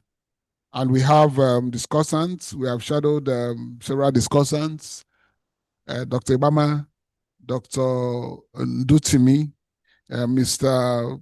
Ibrahim Moma, and then we will also get one or two comments from the chairman and the keynote speaker. So please hold on while we wait for the keynote speaker to resume her lectures. Thank you very much. Sorry, I was cut off by the network. So sorry. Okay, ma. Welcome, ma. I'm back. Okay. Okay, yeah. Are you through with the lecture? No, I'm not through with the lecture. Okay. The network gave me a meeting, so I have to. So, but let me continue.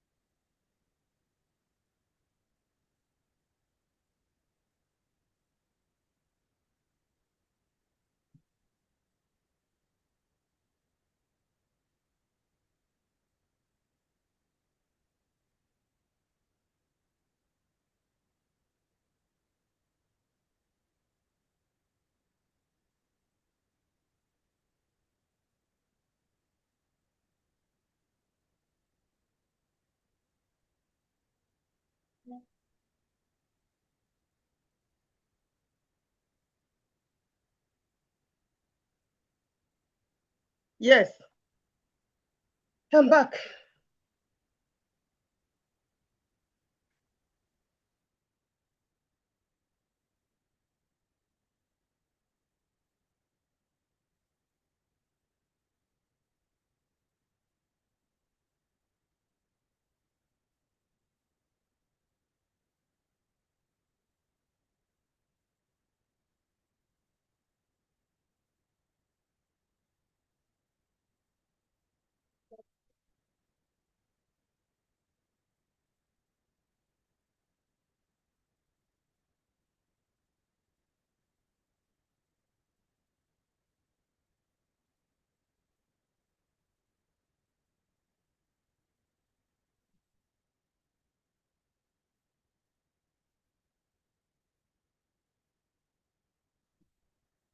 Okay.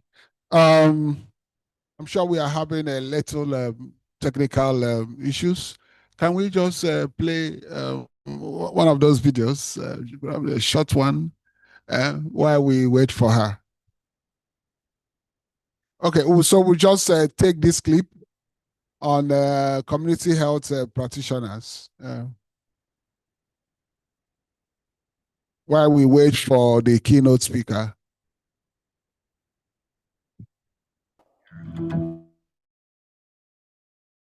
Out of 5 children will not reach the age of 5. They will die from malaria, pneumonia, conditions we know how to treat. It does not have to be that way. The traditional model for healthcare is people go to the facility to seek help. With the community health model, we take the services to the people. The community health worker is a trusted neighbor. They go door to door and provide services that prevent illness. It is cheap, and yet the impact is immense.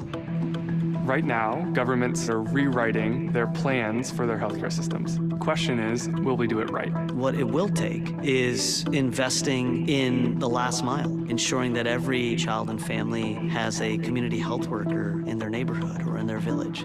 Are we going to do what's needed to support these community health workers? Will we be as brave as they are every day in how we design the systems to support them? Roslyn, hi. How have you been? I'm okay. All right. You're ready to go to the field? Yeah. Any pregnant women? Yeah, there are around 4. All right.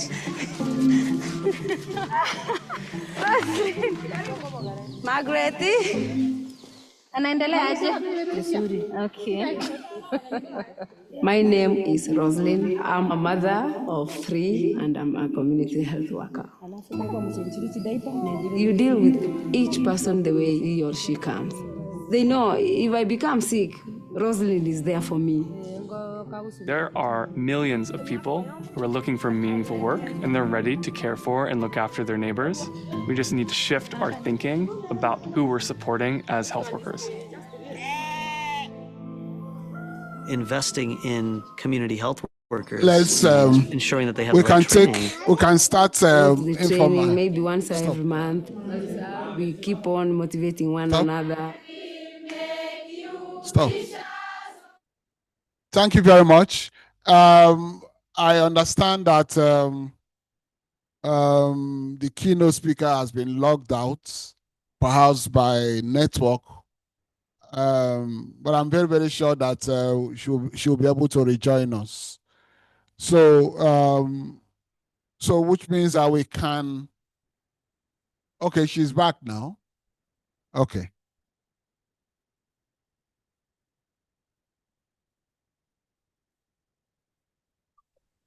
I'm sorry. Okay.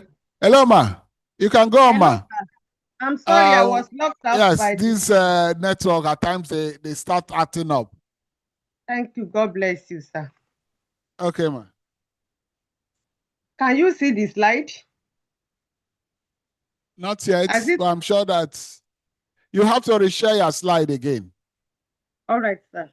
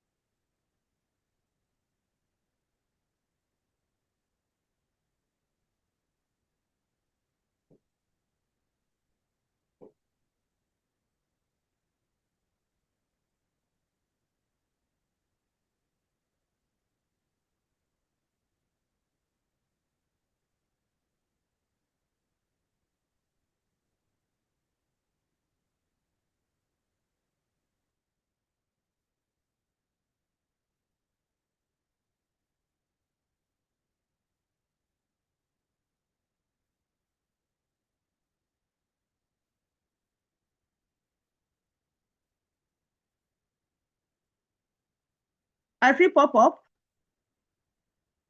Hello? Hello? Yeah, yes, we can hear you. We can hear you. We are All right. the current style, yes. Okay, thank you. Thank you so much. Why postgraduate education matters?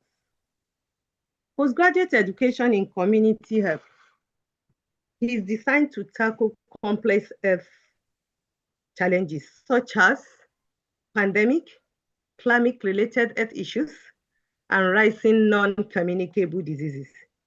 It fosters leadership strategies, thinking, prepare practitioners to tackle bold decisions, and drive meaningful changes.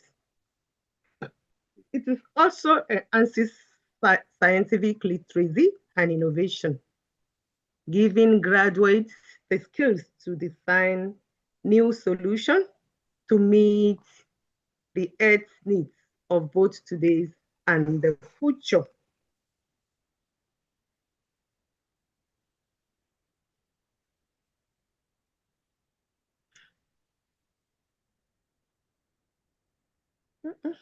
It's angry. Oh God. Oh, okay. Okay, good. He has come back. Good. Yes. As we look to the future, it is important to understand that postgraduate community health education is not limited to academic alone. It prepares professionals to work in the hospital, government agency, non-governmental organization, research centers, and international health programs. The training is not redundant or repetitive.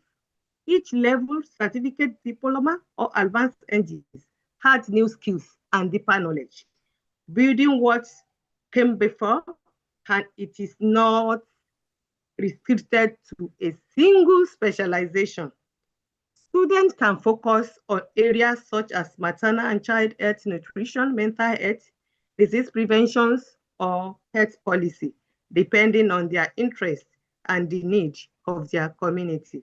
This flexibility keeps the program relevant and ensure that graduates can serve in many different areas.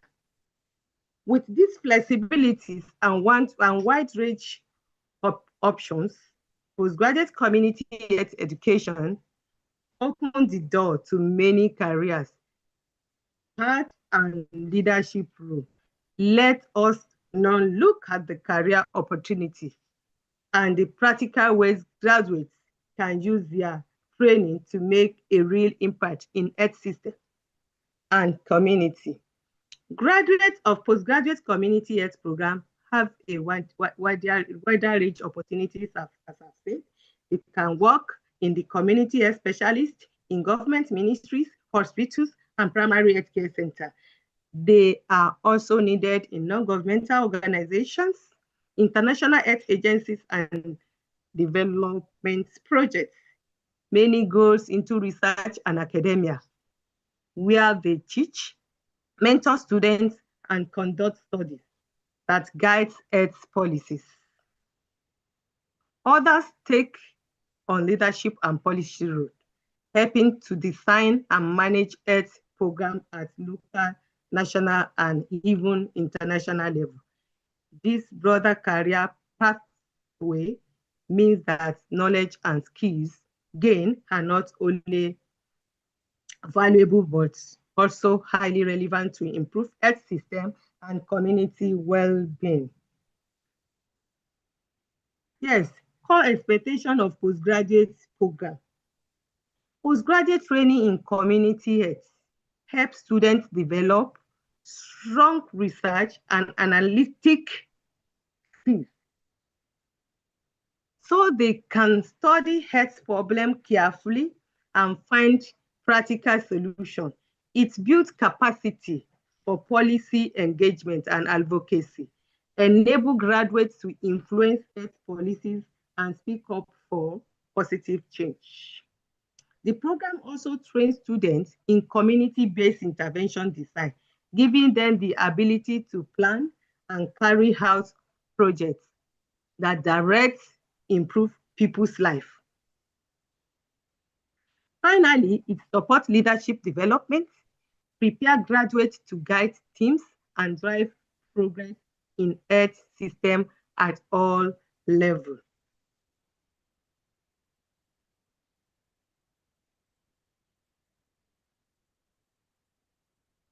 At all levels.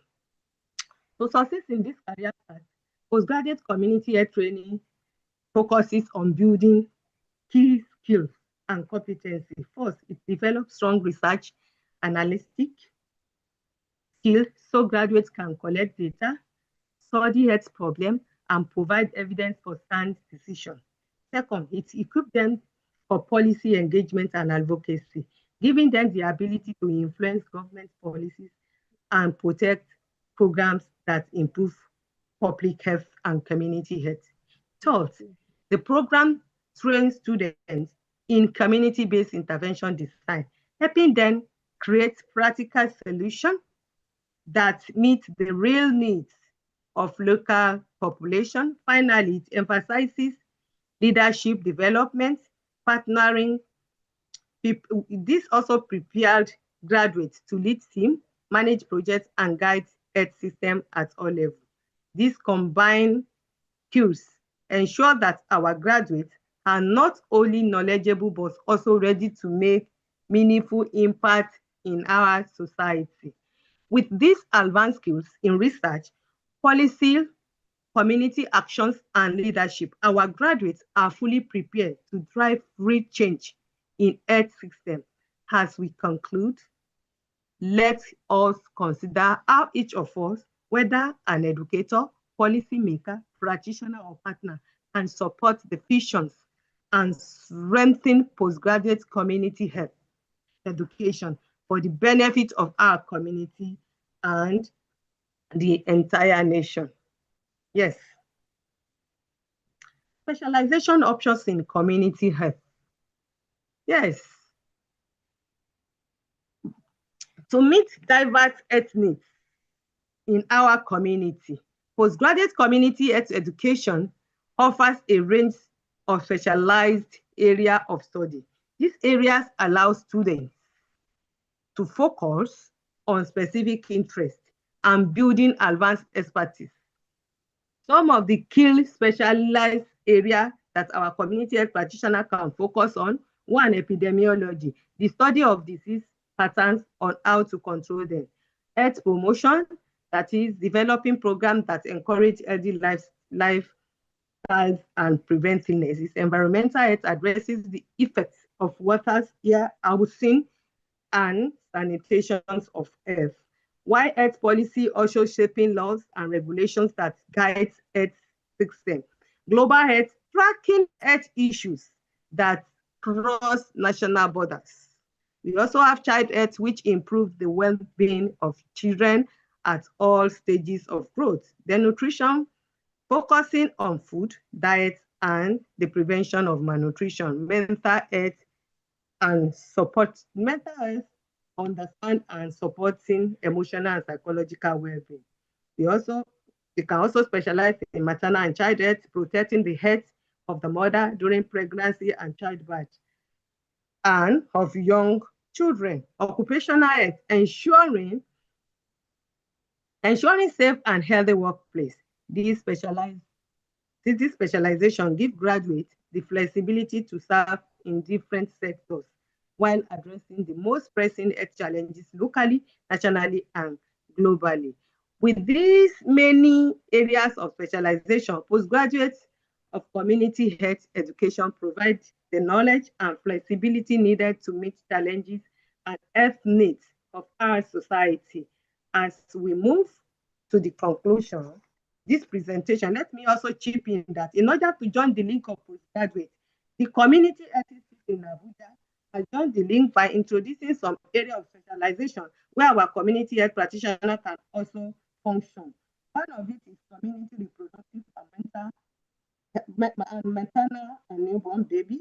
We have community epidemiology and disease control. We also have community disaster and humanitarian services, community eye care, community ear, nose, and throat. We have community mental health, community child health, and integrated management of childhood illnesses, community nutrition and dietetics. Yes, those are the area of postgraduates that we have commenced, and even application is also ongoing for an interested candidate in order to also develop and expand job opportunity for our people. The CHI, that is Community Health Institutes, we are also on the pipeline of discussing short course programs for our people, in the area of pediatric HIV, tuberculosis, leprosy. We also have research, family planning, occupational health, to mention but few out of the short course program we are designing that is on the pipeline for the community health institute.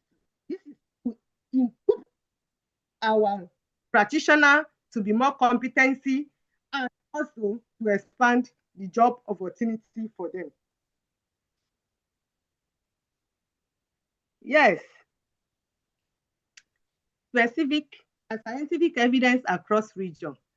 Yes, to strengthen community health education and practice, we work with partners and fellow guardians at global, region, and national level.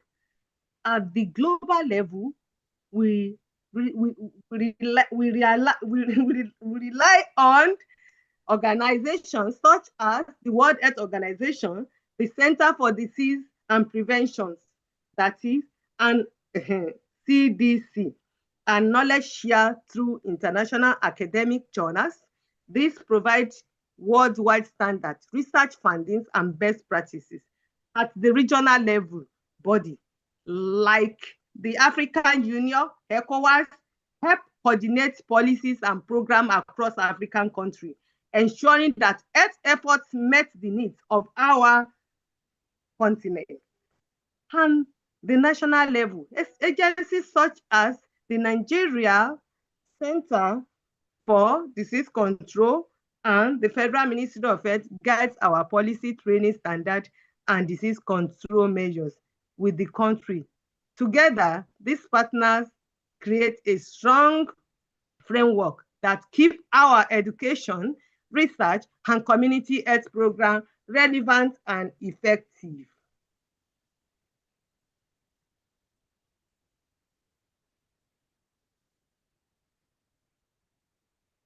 Yes, transitional impact of postgraduate education. Yes, the ultimate goals of postgraduate community health education is to, okay, I just remember that before I leave this scientific evidence, I think ladies and gentlemen, I want to tell us, as we have seen today's postgraduate community health education connecting science with real-world solutions, build leaders and strengthen the health of our community and our nation. With the support of global partners like WHO, CDC, ECOWAS, the International Health Agency, Nigerian CDC, Ministry of Health, yes, we have the tools to move forward. Let us remember that we have tools to move forward. Let us all, educator, policymaker, practitioners, and partners, commit to supporting this program, expanding training opportunity and investing in research so that together we can build a healthier community and a strong nation. Yes, a strong Nigeria. Yes, let me now move to the next slide. Transitional impact of postgraduate education. The ultimate goals of postgraduate community health education is to create real impact on people's life. It leads to improved health outcome, better disease prevention, strong primary care, and healthier community. Yes, second, it supports evidence-based policy formulation, using research and data to guide government decisions and health programs that truly work.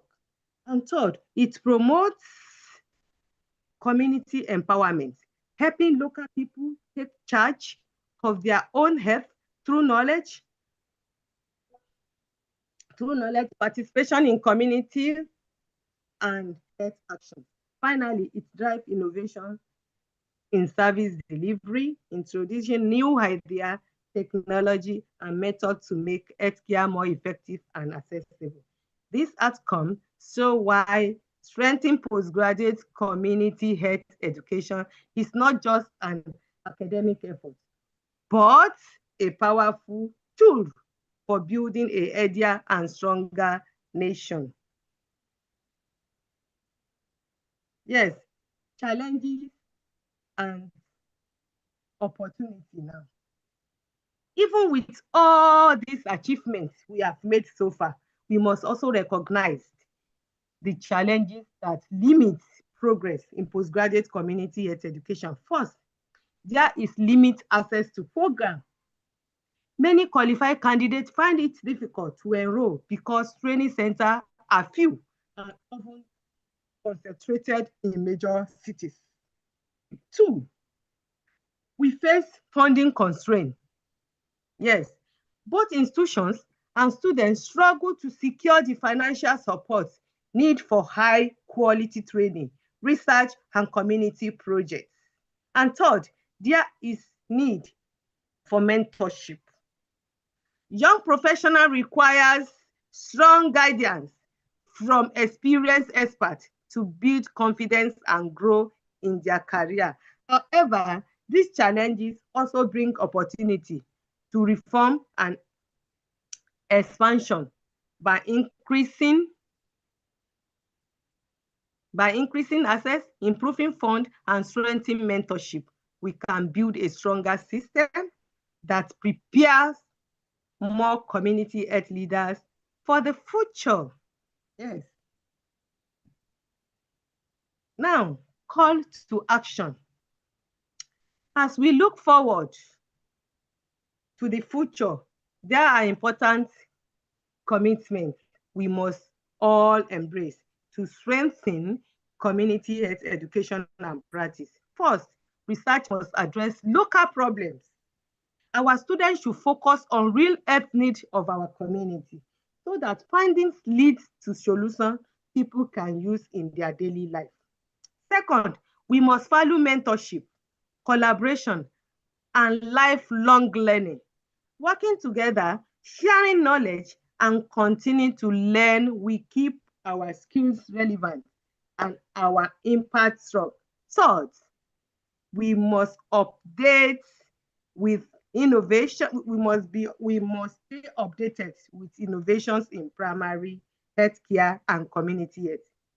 From digital health technologies to new teaching methods and global best practice. By following these principles, we will produce graduates and professionals who can create lasting change and improve health outcomes. In summary, postgraduate education is essential for professional growth. It gives community health practitioners the advanced knowledge and skills needed to excel in their career and make greater impact. This training also aligns with transitional research goals, turning scientific discovery into practical solutions that benefit real community. By doing so, it elevates the community profession, yes, giving it greater recognition, credibility, and influence within the health status. Most importantly, postgraduate education strengthens health system and improve outcomes, helping to build healthier community and a strong nation. These are the reasons why investing in postgraduate community health education is not just academic choice, but a nation priority.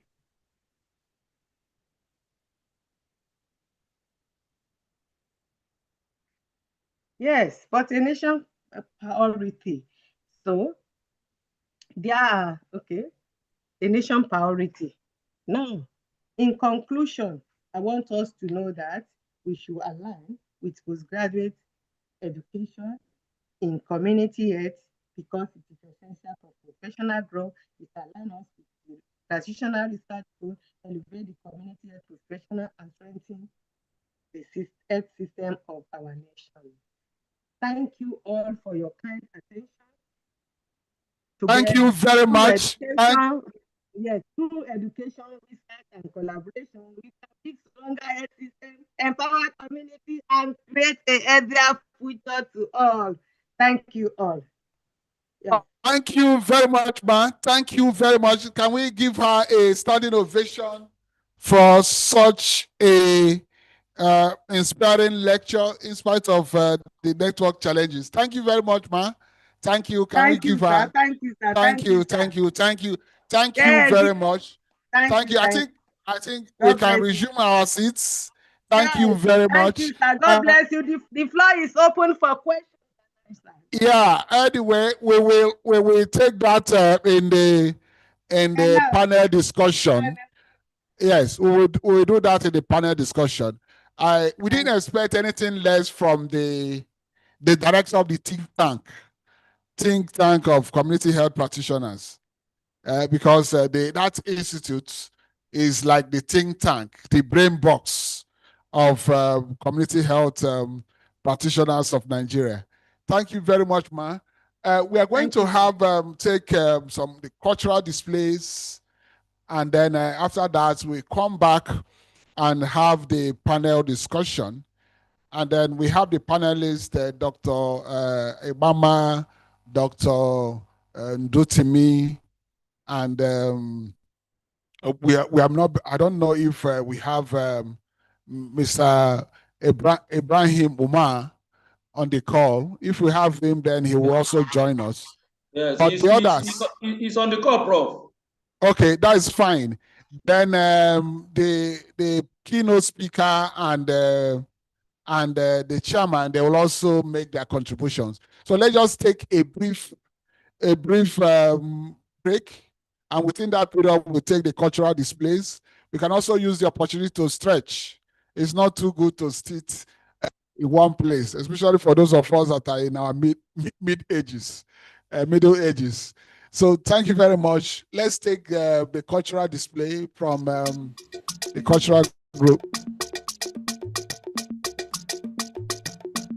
We're coming back for the panel discussion in by 11:50. So 10 minutes to, yes.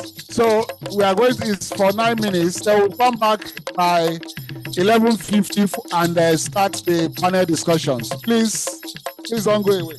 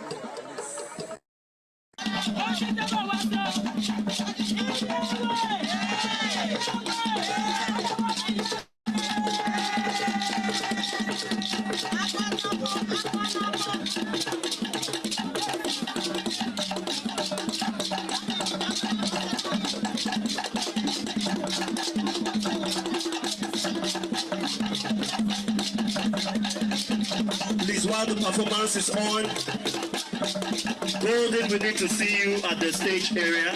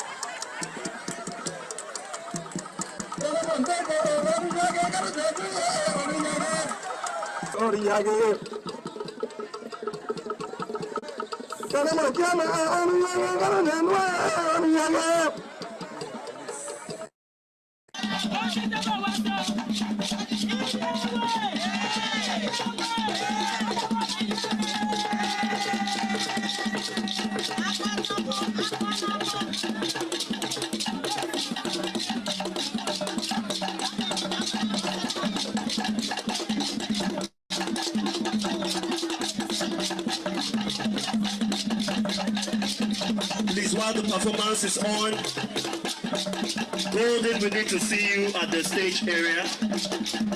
And Aloysius Mbata, please also make your way to the stage area. Thank you.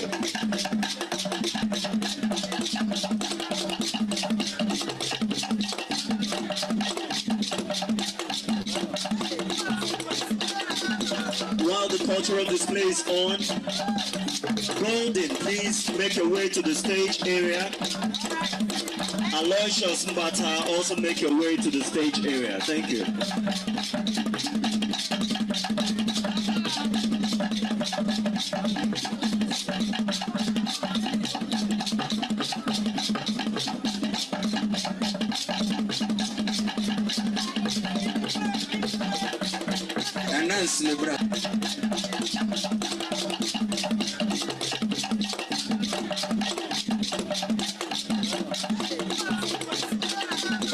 While the cultural display is on, Golden, please make your way to the stage area.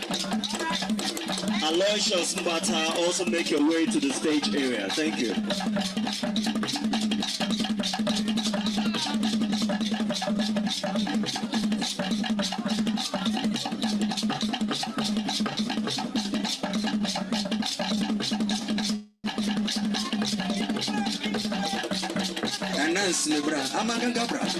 Oui.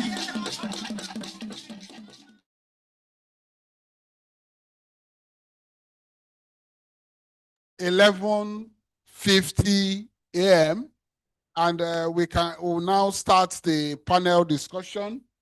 Panel discussion on the theme postgraduate education in community health and other issues of particular interest to practitioners of community health in Nigeria. +2. I say +2 because our chairman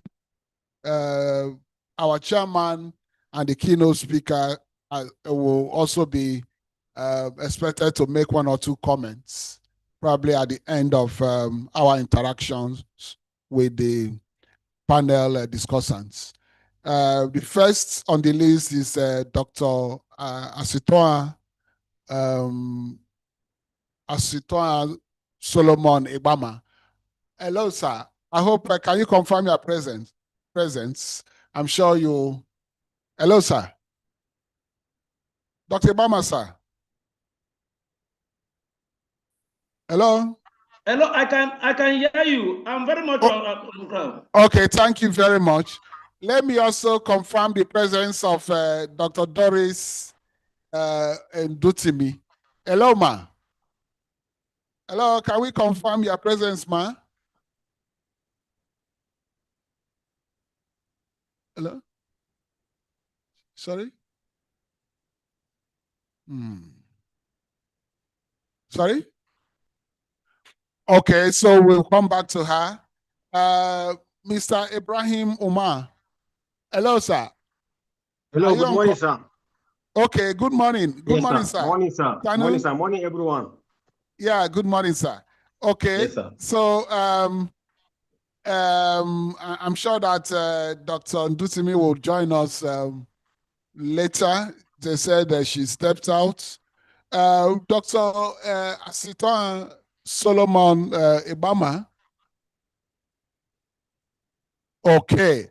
And I think our distinguished registrar is still around, is also welcome. And we may also get one or two comments from him. Dr. Asitoa Solomon Ibama, currently the coordinator of the community health program in our school, the University of Port Harcourt School of Public Health. He holds a PhD in public health with specialization in epidemiology and disease control from the Federal University of Technology, Owerri, and was the desk officer for home-based care at the River State Primary Health Care Board. A very passionate community health practitioner. And I must add that he's also a registered community health practitioner. The second, Dr. Doris Etibe Ndutimi, is currently an associate professor of community health and the head of the Department of Community Health at the Bayelsa Medical University. I think we recognize her as perhaps the highest ranking academic in community health in the Niger Delta region. And we pray that she becomes one of the first professors of community health in Nigeria. She is a registered community health practitioner, holder of 2 master's degrees in public health and education, and a PhD in epidemiology from the Walden University, Minnesota, United States. And then we have our own distinguished Mr. Ibrahim Omar, currently the Director, Education and Standards of the Community Health Registration Board of Nigeria, the person in charge of setting standards and ensuring that community health practitioners in Nigeria attain the standards. As it is usual with us, we'll go around the panelists for their opening remarks, and then before moving to the question and answer section. So we'll start with Dr. Ibama. Hello, okay, Ibama, can you just give us your opening remarks? Yes. Our distinguished director, Professor Odineo Best, we must be very grateful to the Vice Chancellor, who has always been very friendly and passionate with our School of Public Health, as to continually allowing the semi-autonomous position that is being ably led by our director, Professor Odineo. He is actually a very good asset that has promoted community health beyond the origin of Nigeria. And in fact, he has sold community health and the School of Public Health up to the international standard, having driven and to have achieved such recognition and accreditation. And so we are in a safe environment at hand. I think we are going to dwell more on these and other items as the panel discussions proceed. Thank you very much. Thank you very much. I think Dr. Doris Ndutumi is around. Can you unmute her? She's around, but it's like a no. She's hello, ma. Can you unmute her? She has to be unmuted. She should be unmuted. Okay, ma. You can unmute yourself, ma, and then give us your opening remark. Okay, I'm so glad to be here this morning. Thank you, Professor. Thank you, my professional colleagues. I'm so glad to be in this panel discussion. And I want to appreciate you, Professor Best, for all you have been doing for community health. In fact, Bayelsa Medical University, we are the ones inheriting all your products for now. So I am so grateful. And I know that the God of community health will take care of you. Thank you. Thank you very much, ma. So we can go to Mr. Ibrahim Omar for his opening remarks. Hello, Ibrahim. Thank you so much, sir, for this. I'm very happy to be here and very much delighted on behalf of Community Health Practitioners Association Board of Nigeria and the entire community health practitioners across the country. We are very much happy to be part of this particular discussion. And to me, this particular university has done a lot to community health practitioners in Nigeria. A lot of our people has been engaged there. In fact, in every part of the country, there is no way there is no part of the country that we don't have a particular student that is studying there. So I'm very proud of this particular university, and we are very happy to be in this particular panel. Thank you so much, sir. Thank you very much. So we can let's start with we'll come back to you, sir. Can we start? I just want to probably for those of us that are not community health practitioners, can we start with Dr. Ibama? Who is a community health practitioner?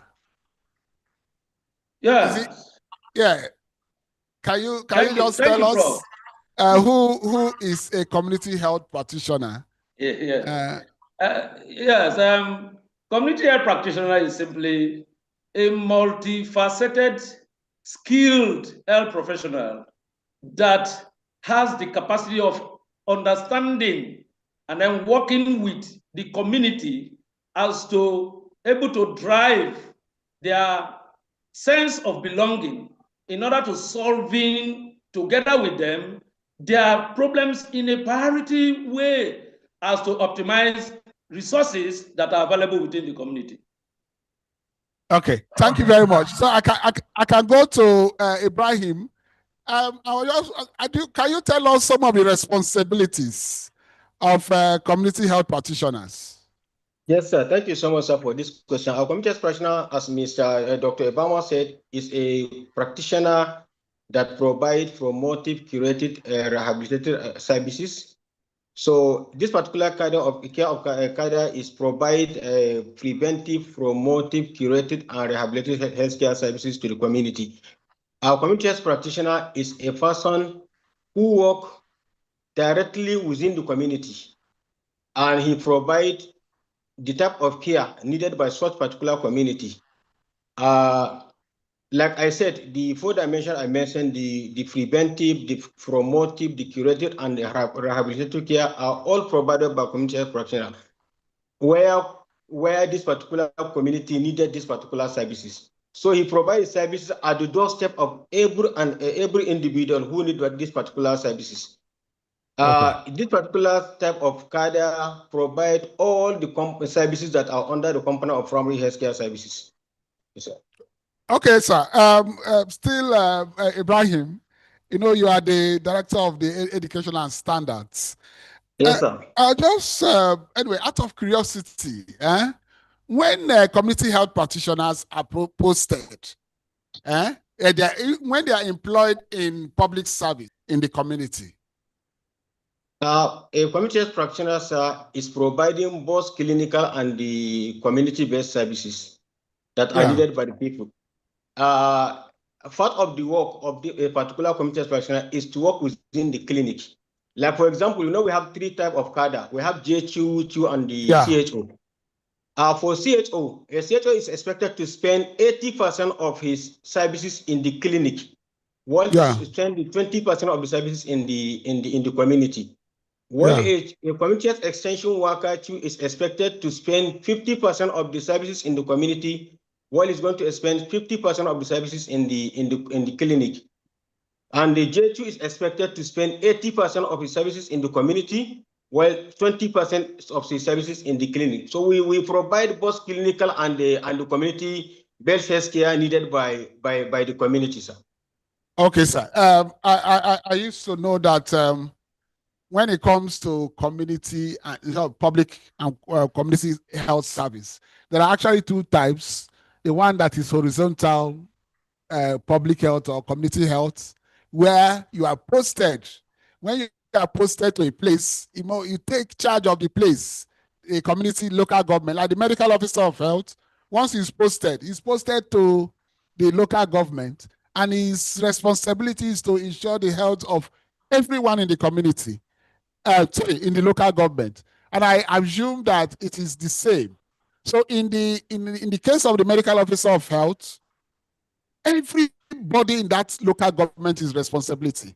So, and to keep them healthy, he uses both preventive, especially the preventive, and then the curative. I don't know if it is the same thing with community health practitioners. Yes, sir. It's the same thing. If you recall, sir, the creation of community health came as a result of neglecting the people at the rural community. In the first place. And I think if you could remember that time, doctors and nurses refused to work in the rural community. And that's why Professor Ronson Kuti now created this cadre of healthcare workers that are ready to serve the community. We have administrative function beside the community and the clinical function I mentioned. And this is based to the CHO and the CHU are meant to perform this particular administrative function. If you look at most of our health facilities, you find out that a community health practitioner is in charge of the PHC or a comprehensive health center in a particular community or local government. I don't know in the southern part of the country. If you come to the northern part of the country, you find out that most of the primary healthcare coordinators are community health practitioners. Yes. So if you look at this particular medical officer and community health, in fact, the function are going on like they are performing the same function, only that the community health practitioner has limitation in terms of service provision, and that's why we are guided to use the standing orders. So it's a particular condition that we cannot treat, we can refer. But all administrative function, in as much as primary healthcare is concerned, is based on the community health practitioner. Okay. So, in other words, if it's almost like the community health practitioner is like the medical officer of health. They are posted to communities and local governments, and they function like that. And interestingly, those things are the tools. Those services, preventive, curative, are the tools in which they use it. I'm sorry, sir, before we let you, we move on to the other panelists. I was just recently, the NUC introduced the CC Max, which means that you are previously the highest professional qualification in community health was the CHO, and the CHO qualification is about this HND. Now we are moving into the university. Are you likely to create another cadre of community health practitioners? I know you have the JCHUs, the CHUs, and then the officers. Are you thinking of the possibility of creating another cadre for the graduates and the postgraduate practitioners of community health? Anyway, I don't know if Big Board has thought about it. because they are beginning. We are now training postgraduate practitioners. Are you thinking about such? And in Thank you so fact, much, sir. even the director of the institute, he was even talking about the specialist community health practitioners. Are we going to recognize them? Are we Yes, going sir. to? Thank you so much. Let me just explain this one, sir. Like maybe you can understand what you are trying to do. We are working with two things, sir. We are looking at the. Hello. Yes, sir. I can hear you. Yes. We are looking at the academic aspect of the program, and we're also looking at the professional aspect of it. Yes. If you go to the professional aspect of it, you find out that the scheme of service recognize three types of cadre of community health. Yeah. The JQ, the CHU, and the CHO. Yeah. And it specifically stated the entry point of each of the cadre. Yeah. The BCHS the recently CCMAS approved by the NUC. Yeah. Is going to take care of the BCHS, that is Bachelor of Community Health Science. Yeah. And if you look at this particular program, you find out that we are trying to align that the JQ, because apart from the NUC, we are also in the MOU with the National Board for Technical Education, NBTE. Yeah. And we want to align our program to both academic and professional programs. So in this particular aspect, you find out that what we are trying to do is that the JQ, which is the lowest cadre, is termed as National Diploma in Community Health. Yeah. So someone that undergo 2 years training in College of Health Technology that are created by the MBTE is going to have both academic qualification as ND and at the same time write our professional exam as well as JQ to obtain his license to practice as a JQ. Then secondly, if that particular person is going to proceed his education in that particular qualification, it's going to what? It's going to HND level. That's HND 1 and 2 after the ND. Why he's going to write his professional examination as CHU, that is Community Extension Worker. Yes. For the BCHS, these cadres are writing exam of CHO. So in future, we are trying to maintain that this three cadre has to be maintained because that's what is in the scheme of service right now.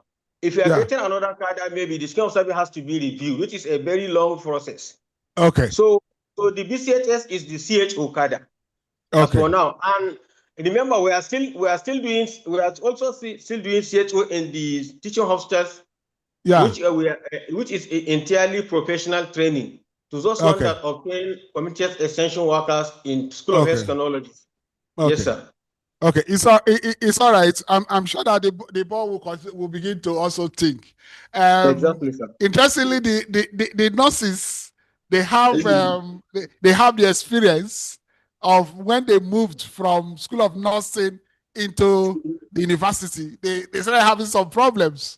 Yes. Yes, sir. So, but from what I can gather from what you said, probably the CHO will still remain as the highest professional qualification, and the other one, the postgraduates, they are actually academic. Exactly, sir. Yes, exactly. and the academic holders of community health, they have their own responsibilities. Exactly. Yes, it's just that I was just wondering, when we started our postgraduate programs, we thought we could create another cadre, perhaps closer. If you get into the postgraduate you can't be using standing order. You have to be using deductive reasoning, so that that is the only way you can become a master. I used to tell my students that if you have a master's degree, you are a master. You are a master. And you know what masters do. So thank you very much. We may come back to you. Thank you very much, Ibrahim. Now go there. Thank you so much, sir. All right, sir. Now go there, sir. So we can go to Madam Doris Dutimi, highly respected in our region. Madam. Yes, sir. Thank you very much. Thank you. I know you are one of the foremost academic, and you are. Why did you decide to take another degree, another a second master's in public health? Sorry, out of curiosity, I just noticed that you have 2 masters. Yes. The first one I embarked on was community health education.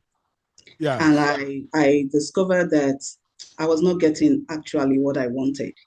Yeah. So I decided to embark on MPH to see if Yeah. I can have the field experience Yeah. of what public health is all about. Yeah. I ventured into it and I was not satisfied still. Yeah. I am Yeah. not totally satisfied. Maybe I will also go for the 3rd master's. Yeah. But I think it's instructive, because I have seen, in fact, in the school of our Department of Nursing Science, when they started, a lot of those with masters and PhDs got those masters and PhDs in the Faculty of Education, health education. But it got to a point where they were sent out of the Department of Nursing Science. And luckily, those within the university system went to the Department of Health Education and Human Kinetics. So it is very, very instructive as community health is moving into university system, that they probably learn a lesson from you. Take another, if possible, take another master's if they already have, and then move forward. Thank you very much, Ma, for sharing that experience. You are one of the foremost in the Niger Delta. What do you think what are the roles that the academics in community health should play in improving the practice of community health in Nigeria?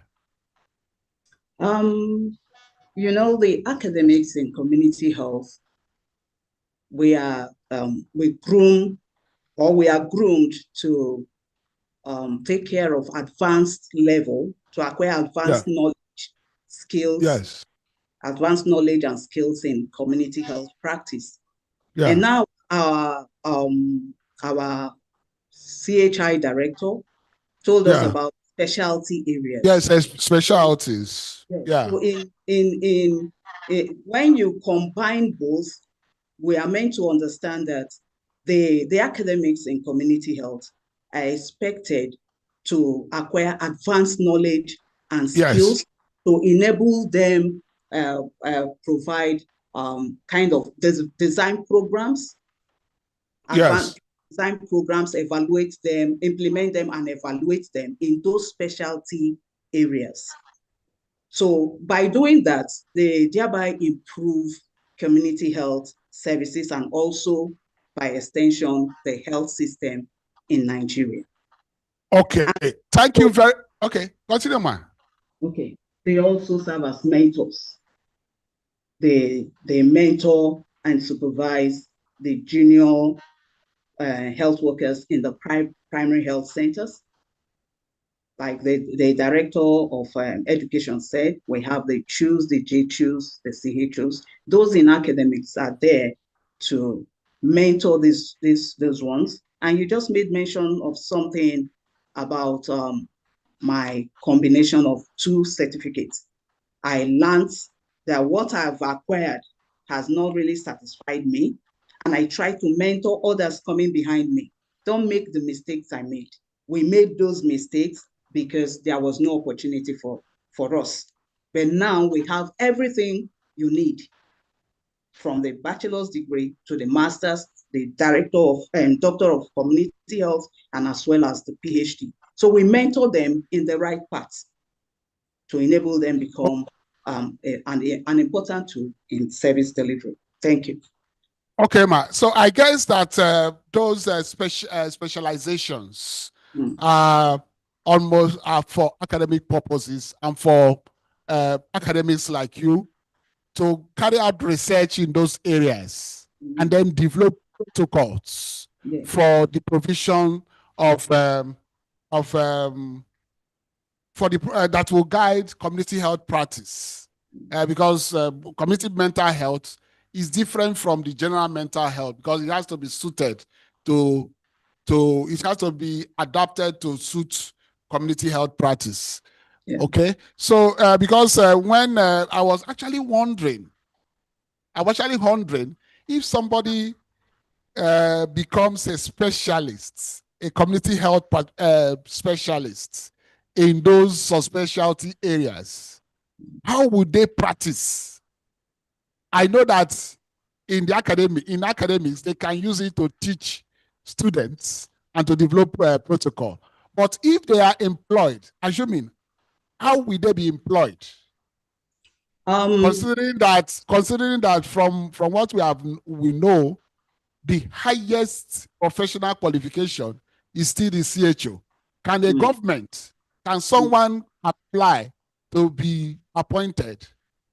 Because if you train as a specialist, then it means that you can be appointed as a consultant, a specialist community health practitioner.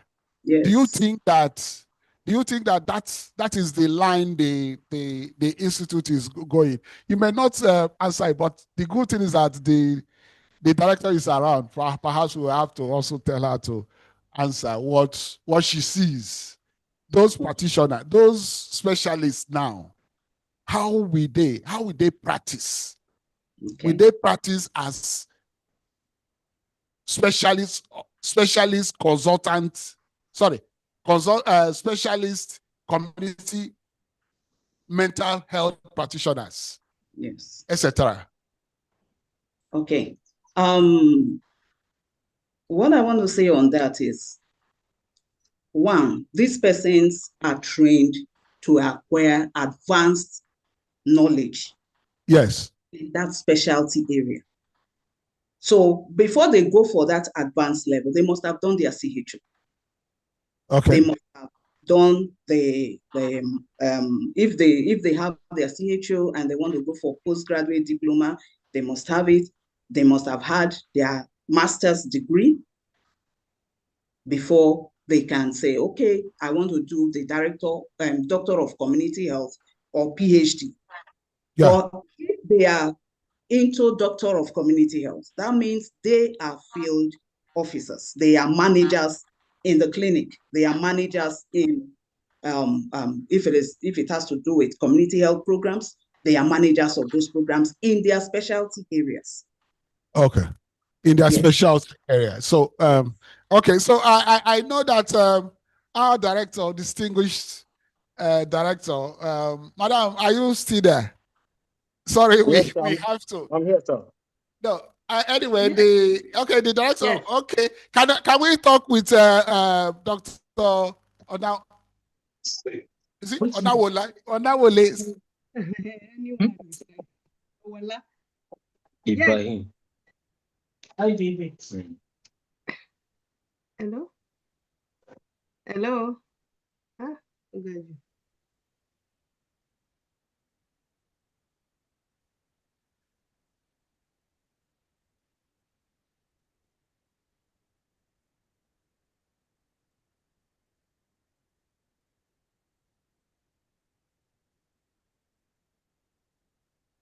Prof, we can't hear your voice.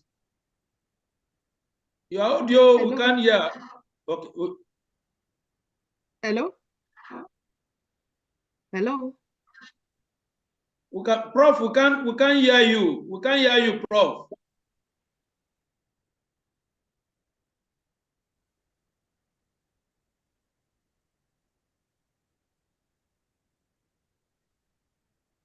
Hello? Are you sure it's not? Okay, we can hear now. Okay, sorry for the network challenges. I wanted to find out if the director of the Community Health Institute are their keynote speaker. I don't know if she's around, if she's still on call. Yes, I'm around, sir. Yes, okay, ma. You know, anyway, I'm just trying to understand that this subspecialization.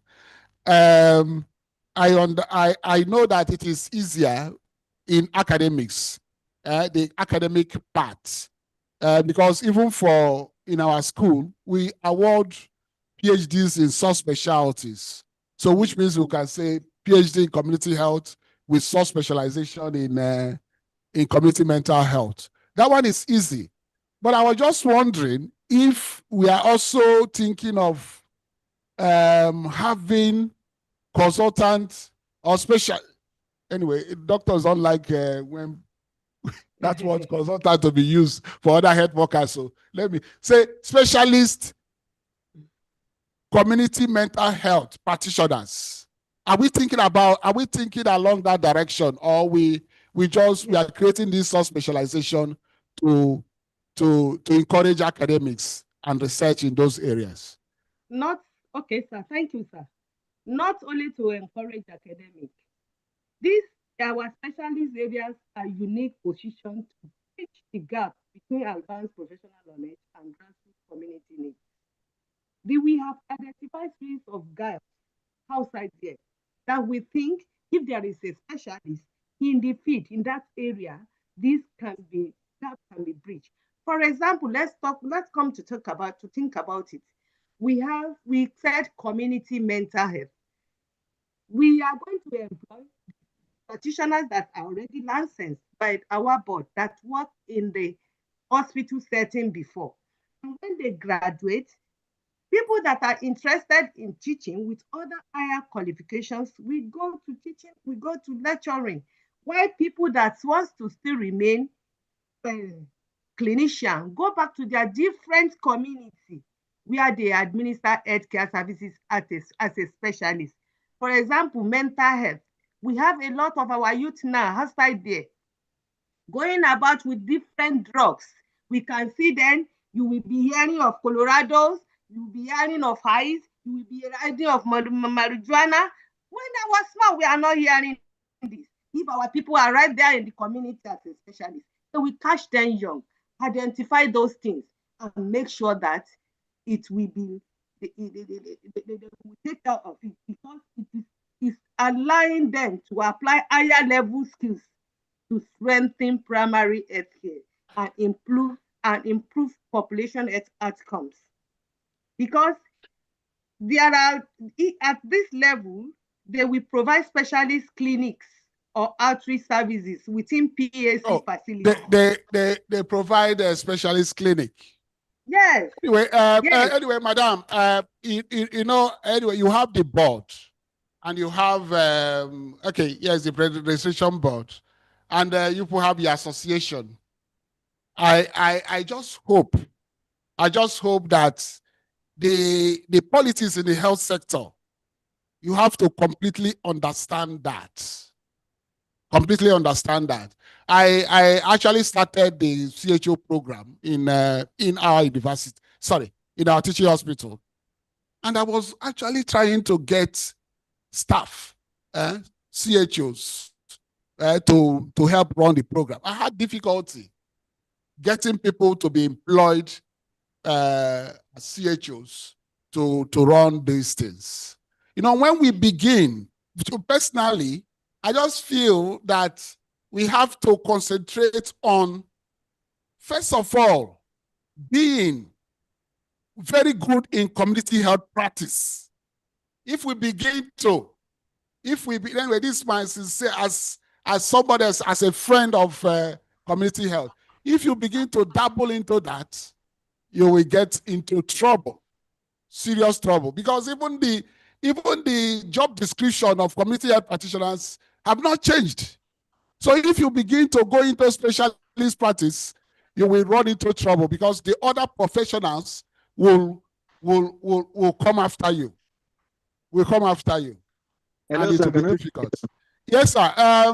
Is that the Mr. Ibrahim, sir? Ibrahim, we can make a comment. Yes, sir. Thank you so much, sir. With regard to this, sir, my own opinion in the specialization is that it fosters more career opportunities, sir. I remember our cadres are not only working with the governmental agencies, there are other opportunities they have.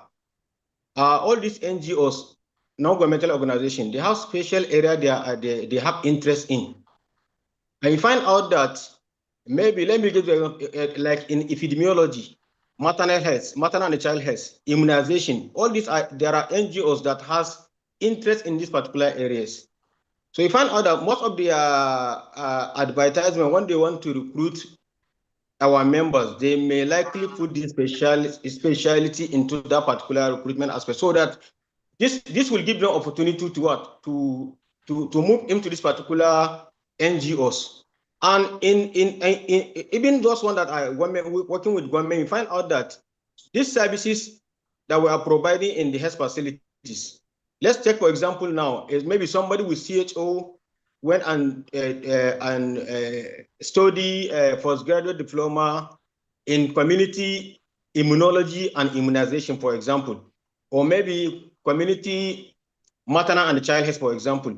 You find out that this particular component of primary health care has particular section in the health facilities. So we have sectional head beside the facility head, and somebody has the opportunity to head that particular section in the health facility when he has that particular specialty. I find out that he will render that particular services very, very well, because he has the advanced knowledge onto that. Yeah, I understand. I understand. You know, that's why we, in those practice, we have the horizontal public health, which anyway, that is actually what I suspect, that community health practitioners and medical officers of health, they practice horizontal public health. Like they take care of population. It can be geographical locations, LGA community. And then we have the vertical public health, in which you concentrate in one area. And the vertical public health is probably the public health that is attracting a lot of attention: HIV, malaria, immunization, and all those other things. So if community health practitioners are trying to expand into those areas, there is actually no problem.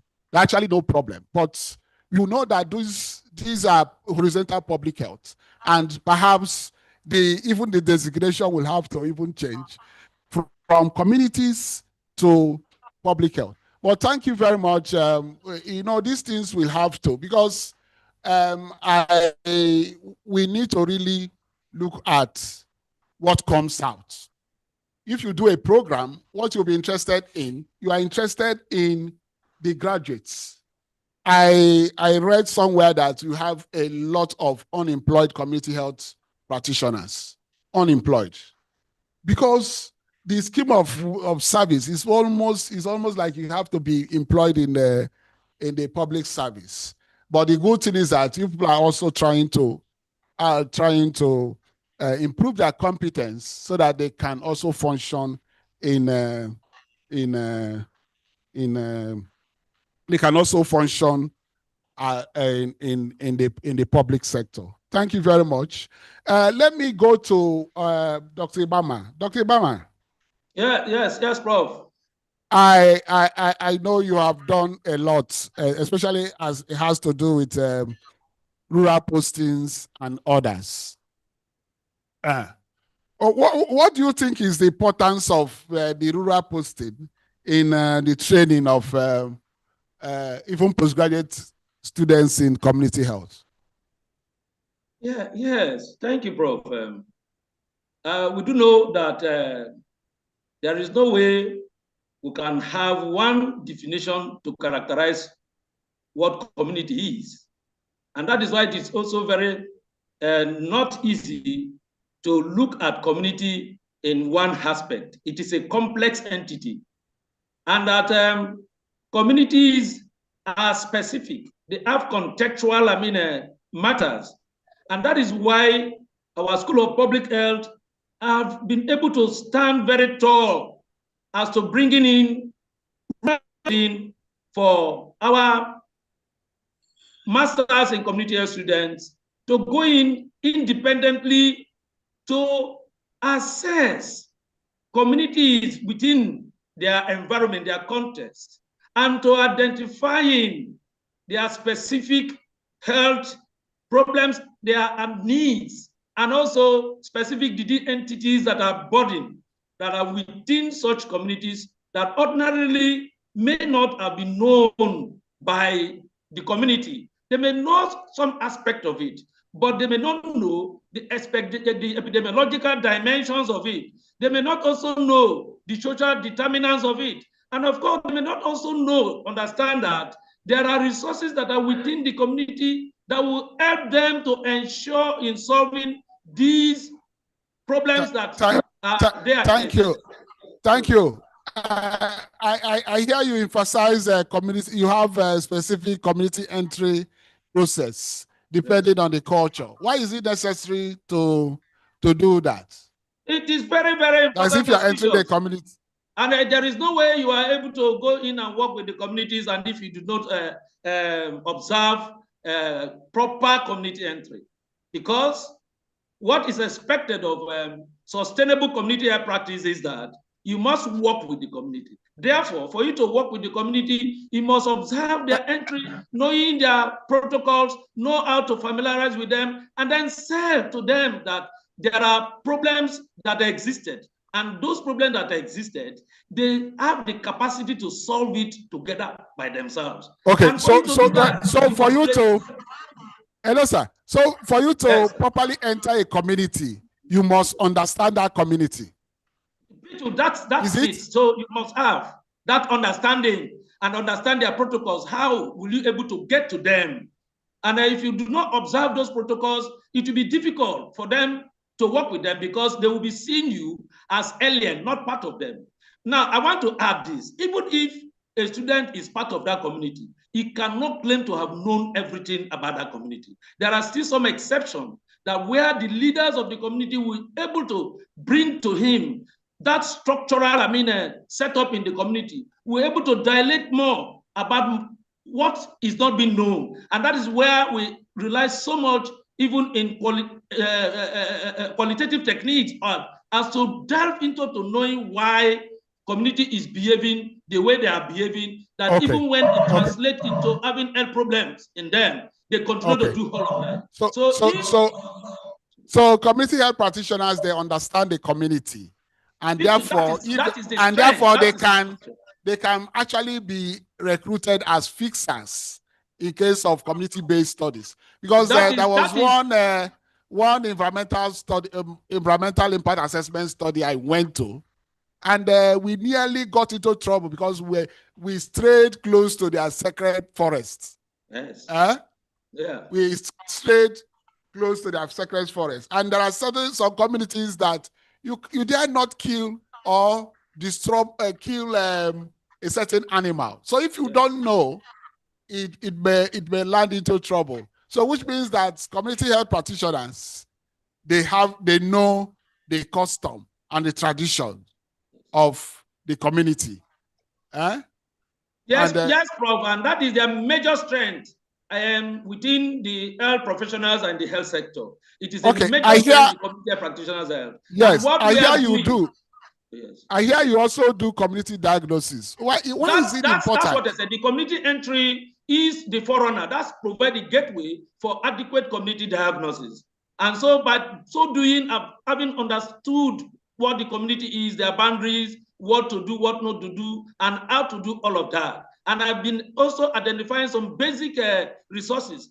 There and then, we're able to apply the quantitative and qualitative techniques of community diagnosis. And in all of these, when the problems, the needs have been identified, it must be subject to matrix ranking, which will bring up the priority problems, priority needs, and the community has to be calls to action. Calls to action in the sense that they will be able to understanding the problems that in their ranking, in their priority. And of course, there and then, the resources that are not always sufficient has to be prioritized, optimized in such a way that it is coming mostly from the community. And so it will ensure community ownership and sustainability in the development of that community. Remember, translational research is towards and national development. Thank you very much. What I like about you is that when you ask simple questions, you provide elaborate answers. Thank you very much. I want to just ask. Of course, there's a community diagnosis. Yes. Now, are community health practitioners involved in the interventions? Now you have made a diagnosis, not a diagnosis of a problem of an individual person, but Yes. the community, Yes. the health problems of the community. How do you go about tackling those problems, those Yes. identified problems? Yes, and that is where the material becomes so auspicious, knowing that resources are limited. And so the ones that are valuable from within the community, they are depending on the priority problem. These interventions, some of them can be primarily health education. And Okay. where the community practitioners, Okay. yes. Okay. So we know that for now, the CHO is on top. Yes. Is on top. And it's probably the person that led the community diagnosis, the process of community diagnosis. Yes. So don't you mean that the problem is maternal mortality? Yes. Maternal mortality. And all probably usually they talk about the delays.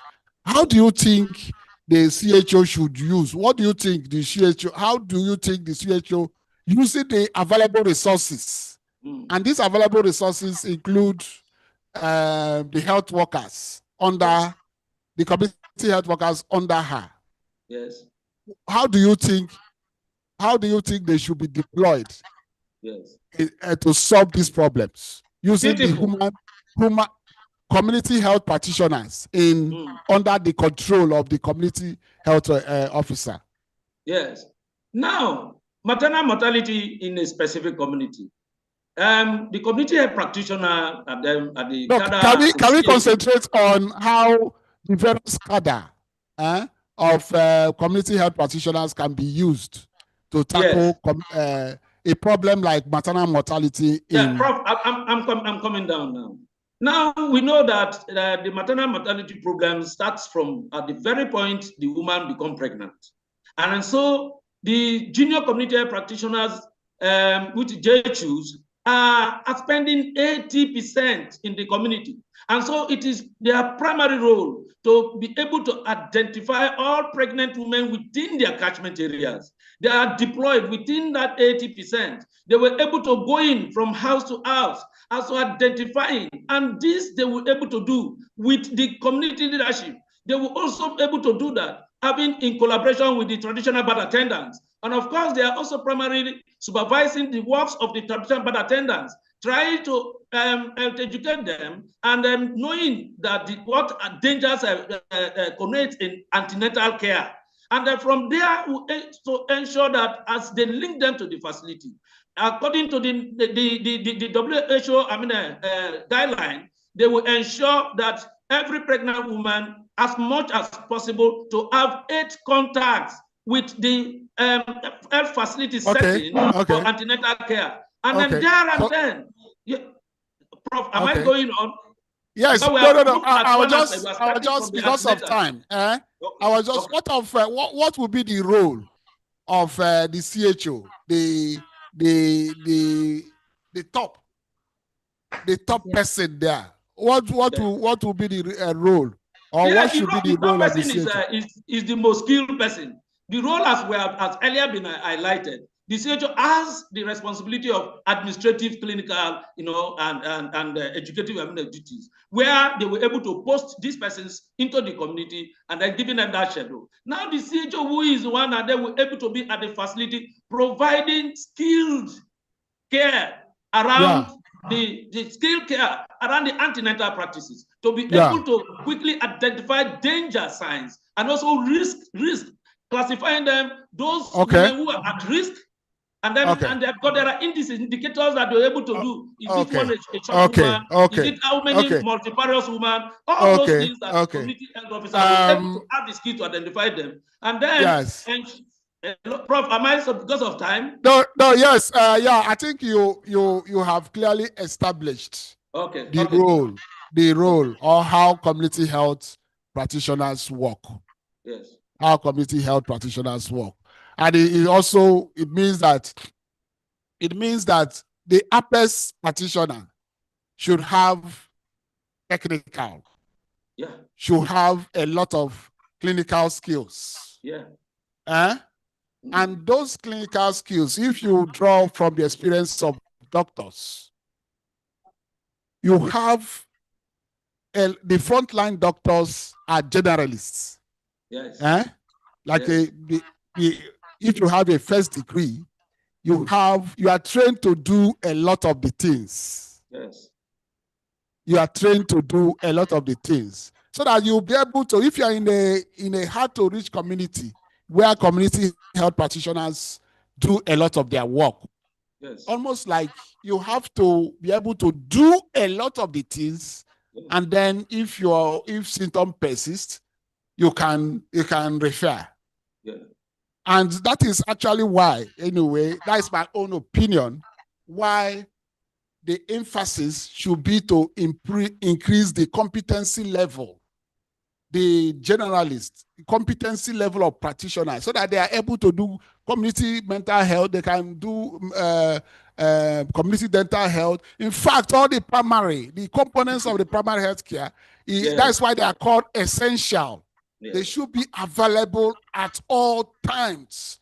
And that availability should be top-notch. And the competency level should be the level that, anyway, that's why I use the term assistant medical practitioners. The competency level should be close to that of the doctor, so that they can practice effectively in that service. Yes. Yeah, okay, one more thing, you know, that even the health system has also properly integrated the primary care component has been advanced and increased, and they are integrated into the system such that people who have special knowledge and techniques and expertise are able commission to provide leadership. Now, no, sir.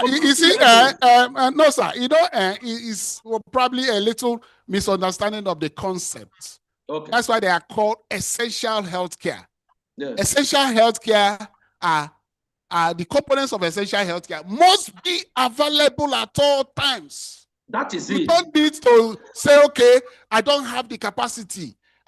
You refer to higher quarters, and that is what we want to.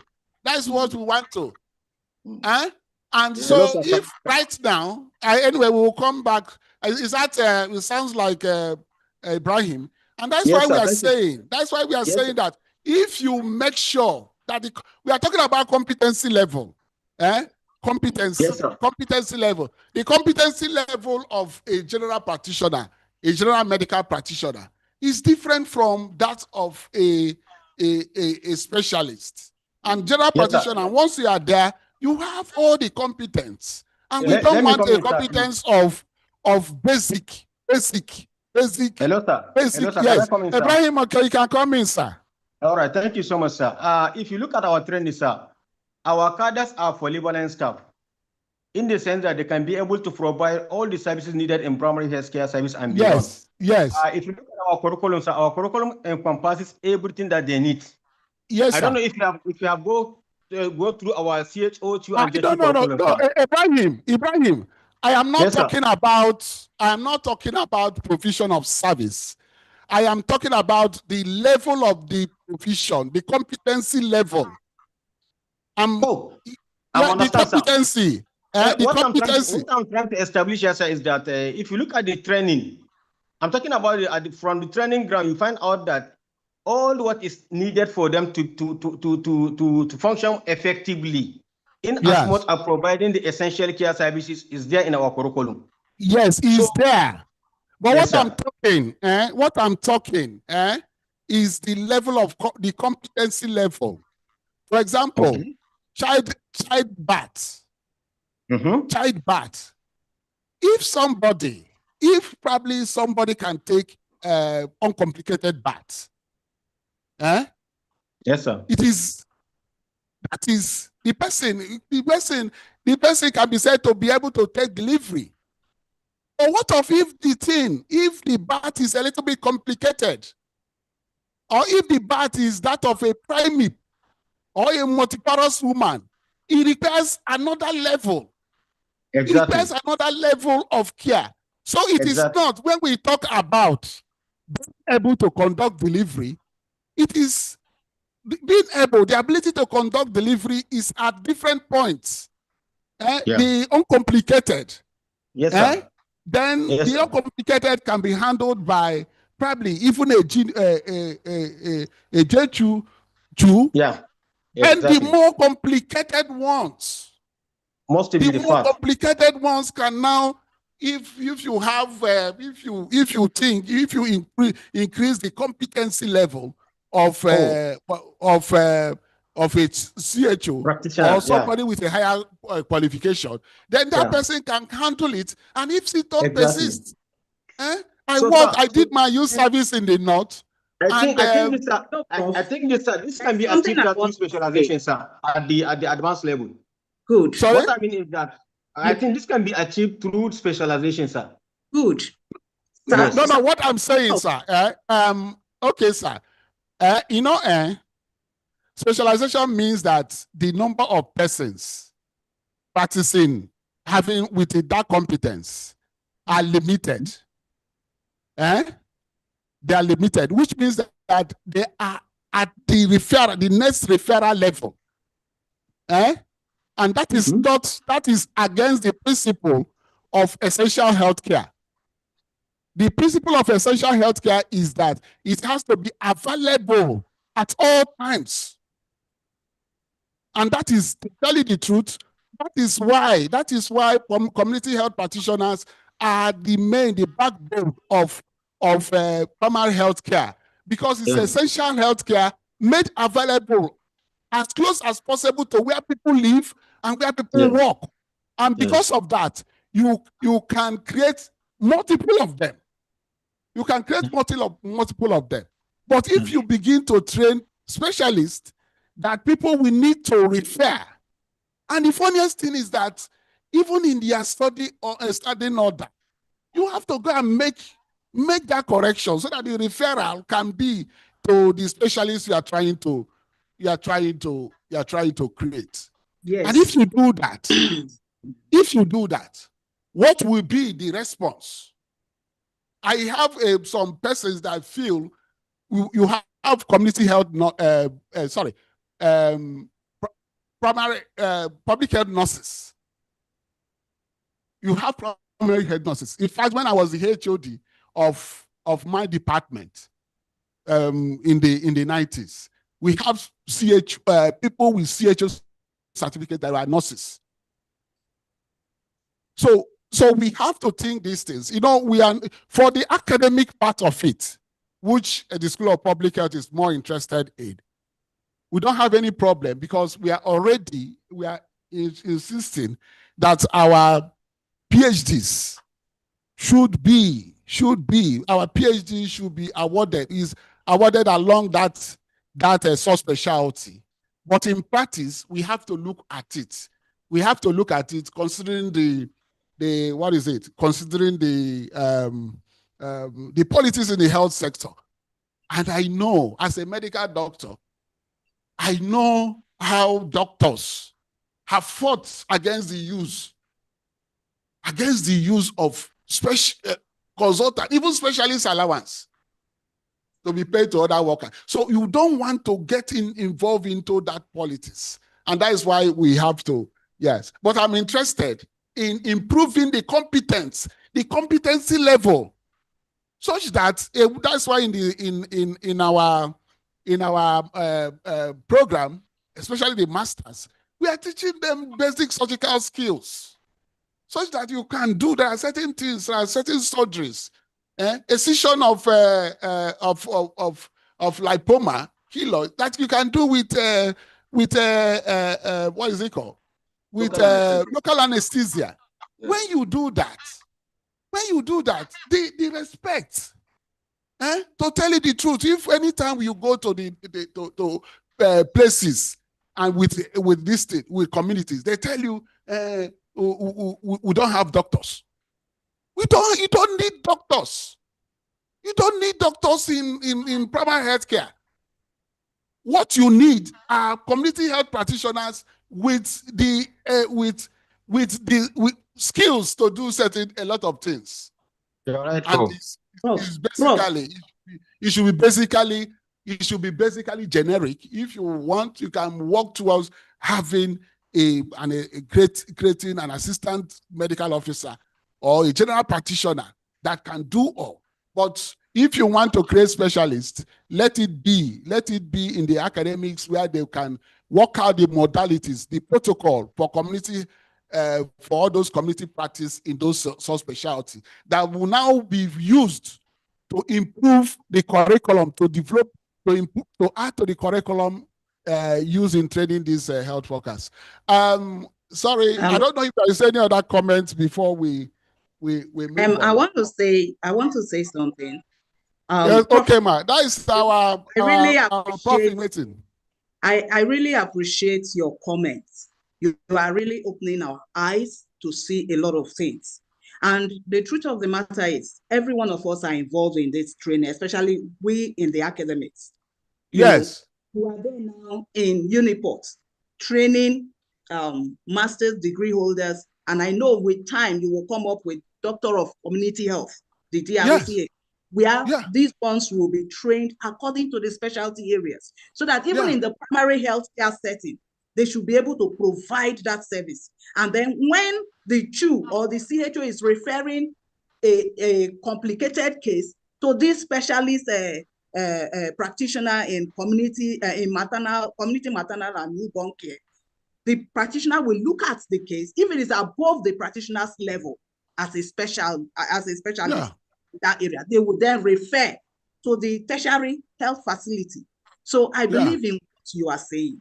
You are telling us a lot of things, but we are all involved. So we can start with UNIPORT. UNIPORT should include those specialty programs in their master's degree and their PhD, and it will go a long way.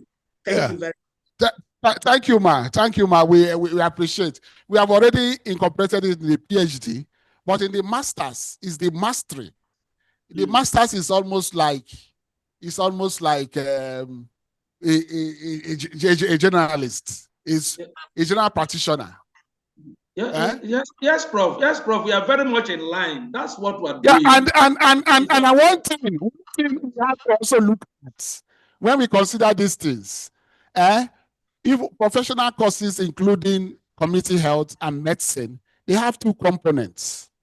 You have the professional component, and that professional component is regulated by the board.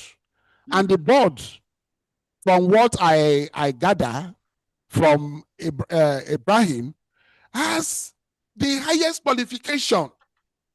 As at now, the highest professional qualification in community health is a CHO. So, but in the academics, you can get to PhD, but that one is different. And academics, the academic component is even regulated by what is it? Is regulated by NUC. Is regulated by NUC. So that is the thing. So those are the things that we need to chew over. I know you can look at what the doctors are doing, although other health workers, there is a tendency to go the JSU way, to go the other one. That's why the nurses are complaining.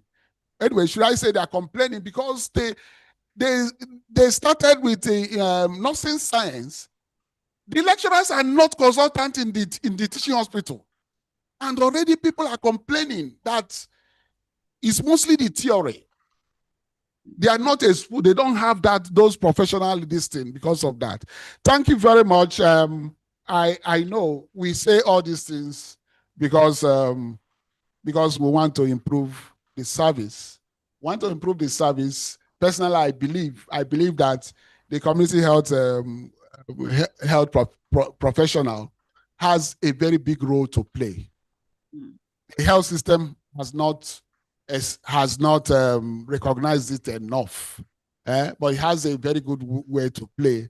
But the respectability is probably not there, not as it should be. not as you should be. If I introduce myself as a doctor, people give me a certain kind of respect because of what other doctors have done. And the other doctors, probably the competence and what they did. So if we raise the competence of community health health workers, practitioners, I'm sure that they will even be better respected. They will even be better respected. Yes, they will even be better respected. Thank you very much. I think I have to, perhaps let's get the closing remarks from our own director, and then the special guest. Sorry, Professor the Beck. director, the chairman, and the special guest. The registrar is on call now. And Okay, also, so let's get the chairman. Hello, chairman. Chairman and the keynote speaker. Can we get probably the keynote speaker first, then the chairman? Chairman. Prof, the registrar is here. The registrar. Okay. Okay. Can we registrar? Good day, sir. Hello, good day, Prof. Thank you, sir. Thank you. Good Hello. to hear from you. Thank you, sir. I want to start by appreciating the University of Port Harcourt for organizing this program, for specifically dedicating today for community health workers and inviting my practitioners to be part of the discussion. I want to appreciate too, and also appreciate for your leadership, Prof, throughout leading this very interesting discussion. So I want to appreciate you and thank you. Also, the discussion you have said they have done very well. Also appreciating you. My comments, I'm happy. I would say probably you're a community health worker, because the way you ask question, you direct your question. I know you have the vast experience you in the field, what really happened with respect to community health practice. I'm happy one of my practitioners has had the presentation. Actually, we are looking to move to add value to the practitioners at the primary care level in terms of basic requirement to render their service at all levels. But for the PGD specialties, what we are thinking toward it is two ways. We have that of the academic. When we don't have people to teach our people, then we cannot get the required knowledge. The other aspect, when you go to PSC, sometimes partners come or government will come. We have immunization, we have maternity, we have ENT, and they'll be asking who has the basic qualification to head that unit. That's what we are thinking. Other company of PSC, we need to have specialization, people that can have PGD. It's an added advantage, specialize in that area. So maybe somebody will come with ENT problem. When we have somebody that already has PGD in ENT, can address that case. Somebody can, like you made mention, their level of referral. Maybe we may have complicated delivery that somebody as a J2 or CHO cannot receive it. So we have somebody that has PGD in reproductive health, may have an advanced knowledge, can be able to address. So I agree. That is why we are thinking of this PGD to be two ways. Academy here, people can go academically. They are the one to train our practitioners. The other aspect, if they are working in the facility, they can add value to it. Then second thing you mentioned, you asked Dr. Obama. Dr. Obama is more like, I can say, lecturer in the university. He expanded his explanation. Pertaining in the community diagnosis is very important. And you ask one question. When you diagnose the community, most especially issue of maternal mortality at that community, can the community worker add value, or maybe I can say solve the problem within that community? It's simple. Maybe the problem of the community is they have high rate of maternal mortality. And what causes maternal mortality is just delay. We have three kinds of delay. At the home, delay even to come to bring the mother to the hospital, delay in taking decision in the facility, delay in referral. Maybe he can be able to discuss with the community, our problem is referral. When we refer a patient, there's no vehicle to transport that person. He can mobilize the community to learn and get a vehicle, stand by at the facility. So effective referral can be addressed in that area. The moment you refer a woman, already the car is there, it can transport. It can liaise with the NUT within that area or with Okada people. We have special care. The moment we call them, they can go and what? Complement and refer this thing. So these are some addition. I don't want to take much of the time. Thank you very much. I enjoy really the program. Thank you. I travel outside. As soon as I'm in Nigeria, I could make it a mandatory for me to attend physically the program. But I'm joined virtually. I'm outside the country. So thank you, Prof. Thank you very much. Wishing you all the best. Thank you, sir. Thank you, sir. Thank you very much. We appreciate. I think I can say Mungo Day. Mungo Day. Mungo Day. So can we get a comment if a closing comment from the chairman if he's still on call? Hello, chairman. Dr. Prof.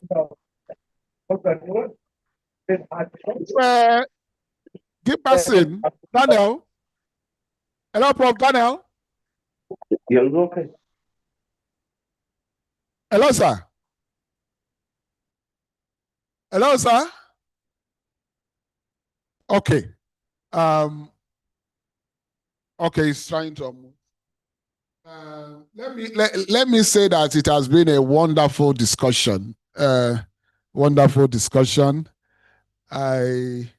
Once these competencies, especially in the subspecialty areas, are needed, and I try to understand the need for the PGD now, because of that. That's the vertical public health that people are being appointed to take care of some aspects of public health, immunization. In fact, even community mental health is very important.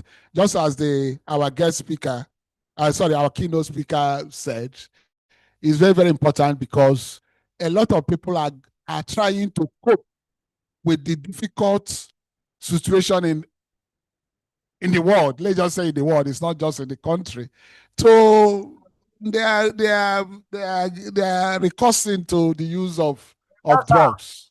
So, but I'm yes, sir. Yes, sir. Go on, sir. Hello. Go on, sir. It's been network challenge. Okay, but sir. However, let me say something. Okay, sir. The presentation has quite been very interesting, and the discussions. You, Oga, the moderator, will appreciate that, sir. But I want to make a little comment on this. One is that you took up my Oga Obama on the community diagnosis. You see, community diagnosis, community health practitioners do it, is entrenched in the training program. Yes. And they need to go to the community. And what they do is that they don't go for a specific issue. They go and then sit with the community and iron out. They go to health facilities in that community, get their records, ask face-to-face interview, and then focus group discussions, put together and come out with their needs and felt needs. Yeah. Then wherever you get the felt needs, that is where you pick it up. Yeah. You are almost talking most on maternal mortality. Maternal mortality has different causes. And most importantly is that what I want you to understand and the audience to understand is that in the training of community practitioners, we have what we call the para services. It has been ongoing. So community health practitioners don't handle issues that are above them. Yeah. They refer them. And then we were talking about this, the issue of public health and community health. These are two different professions. That is why the community health practitioners is privileged to be part in the community-based function of the community health practitioners is the preventive aspect. Yes. And then these are some of the issues of I appreciate your management of the time and then the session. So I therefore appreciate everyone that participated, and all have spoken well. My presenter, my director did well. All the discussants did well, and I appreciate each and every one and how you actually manage that place. So what we will do is that We'll make you an associate community health practitioner. Thank you, sir. Nagode, Pride Tagaski. Yes, sir. Yes. Thank you very much. for the I session. think, thank you, Mr. Chairman. I think Yes, we sir. can now start the closing formality. Thank you very much. The good thing is that there are no better practitioners at the community level than community health practitioner. So that should be a selling point. That should be a selling point. And the good thing is that this idea of community diagnosis and of course the fallout, the follow through actions, the follow up actions are well recognized. So we have to thank everybody for it. And we are going to make community health practice far better. Far better. We have to, with the coming of, with the introduction of graduates and postgraduate studies, I'm sure that the knowledge pool will even get better. There will be more studies will be carried out. More persons will be trained in these subspecialties, who will now develop protocols, higher competency protocols that will now be taught. I will now be taught our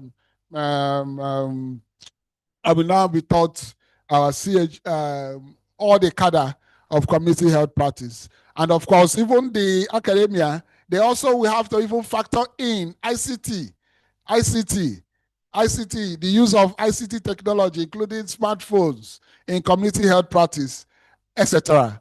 Thank you very much. I must thank everybody.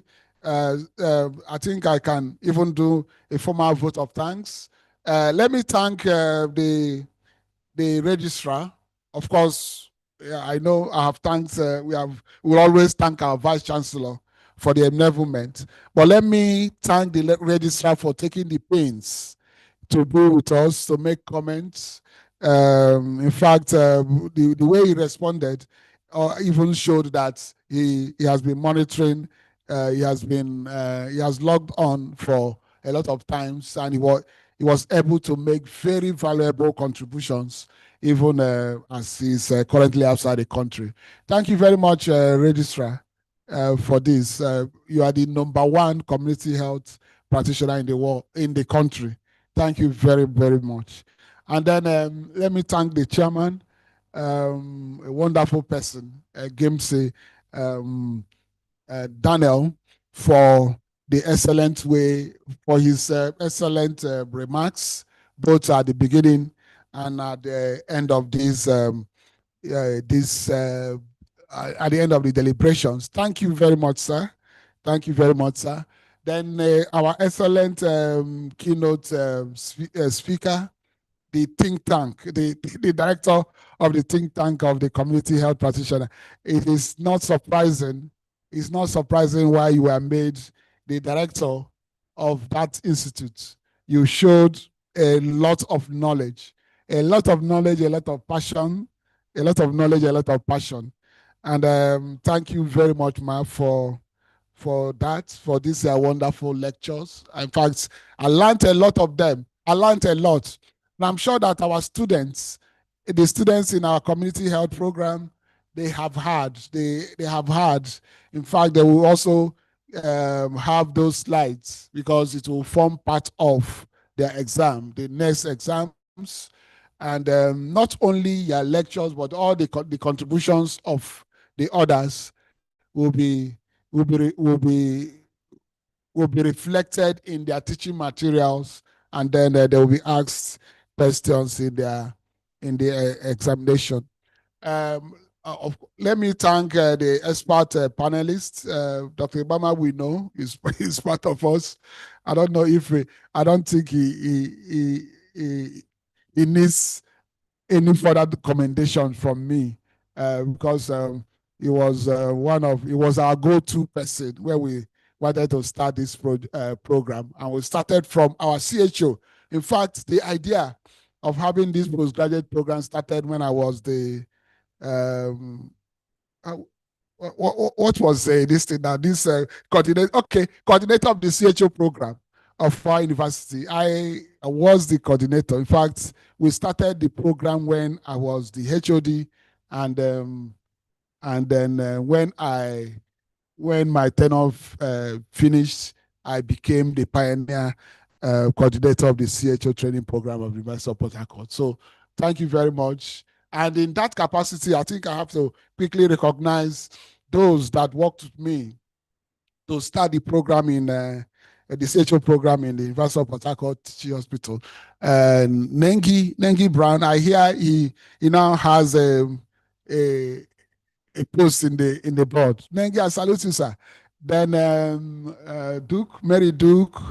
I hope I won't get. Anyway, I may not remember all of them. Mary Duke, but they all came. They mostly came from the University State College of Health Science and Technology. Thank you very much, all of them. Madam,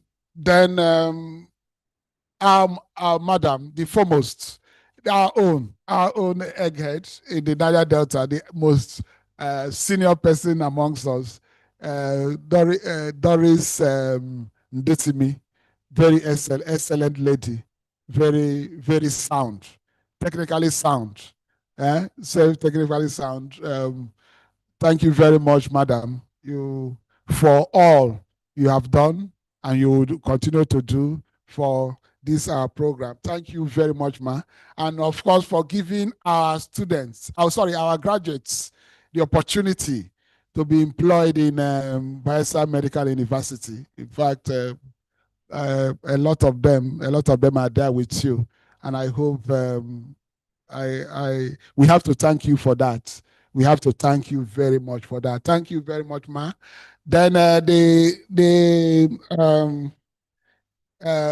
director training, standards and training, very wonderful person. Ibrahim, let me get his.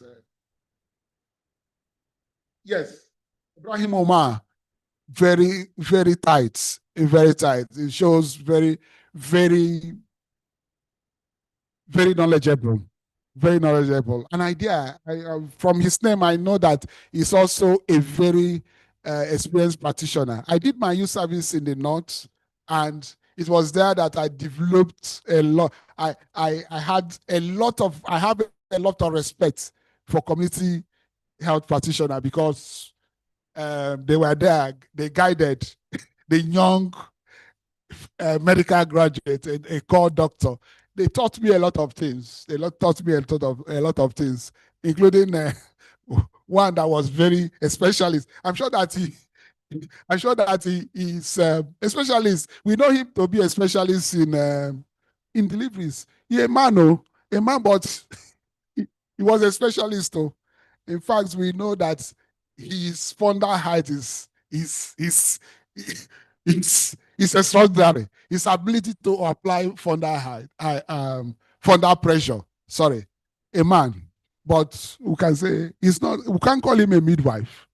We can't call him a midwife, but he was sound in taking delivery. I've forgotten his name, but I did my youth service in Kasna, precisely at Dam Musa. They taught me a lot of things, so I have a lot of respect, and I'm sure that Ibrahim Umar will have probably trained and worked in those of these northern states before he assumed his role in the board. Thank you very much, Ibrahim. Nagode, Pride Agaski. I think I still remember a little of my Hausa. Thank you very much. It's getting to 30 years old. 1995, 97, around that period. It's getting to 30 years. I wish we are getting older. So, thank you very much. Then all the other ones, all of us, staff and students of the School of Public Health, I have to thank my finance officer. Thank you very much for everything, the admin secretary and everybody. Thank you very much. So so we have come to the end of today. We are going to start with this school item and then the national item. So let's rise for those items. Okay. Sorry. Before then, let me say that will be by 4 p.m. We'll have presentation of abstracts, so you can also join us. And I'm going to also reach the invited guests, our panelists, our resource persons, for to find a way to send virtual refreshments. The others, I'm sure that they have gotten enough refreshments from what they were, what the things that were said in course of this, in course of today's events. So let's take the university anthem and then the national anthem.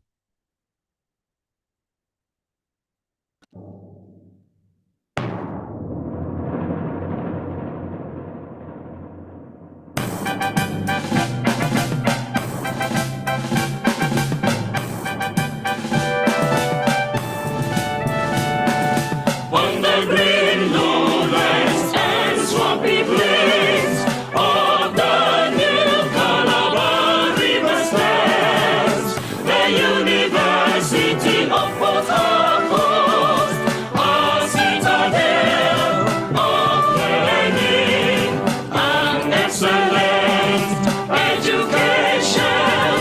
A home of academic enthusiasts, searching for knowledge and wisdom, enlightenment and self-reliance on mission. Our hope in the future is rooted in God.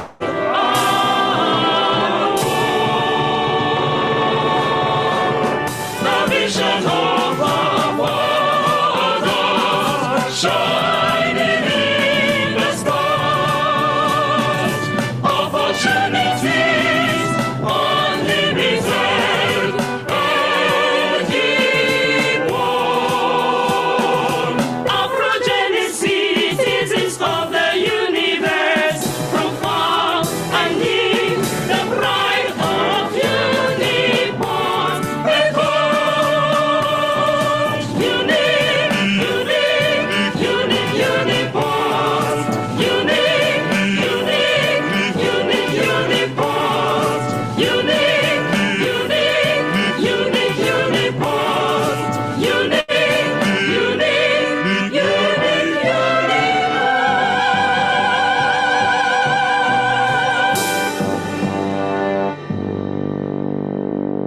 Thank you. The national. Our own dear native land, though tribe and tongue may differ, in brotherhood we stand. Nigerians old and proud to serve our sovereign motherland. Our flag shall be a symbol that truth and justice reign. In peace or battle honored, and this we count as gain. To hang on to our children a banner without stain. Oh God of all creation, grant this our one request.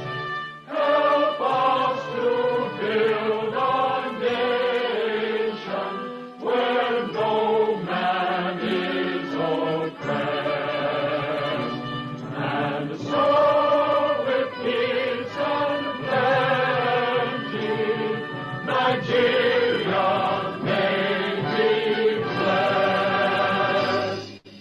Thank you very much. Thank you very much. So we will reconvene by 4 p.m. Thank you very much, and have the best of the rest of the day. Thank you. Thank you very much. Okay.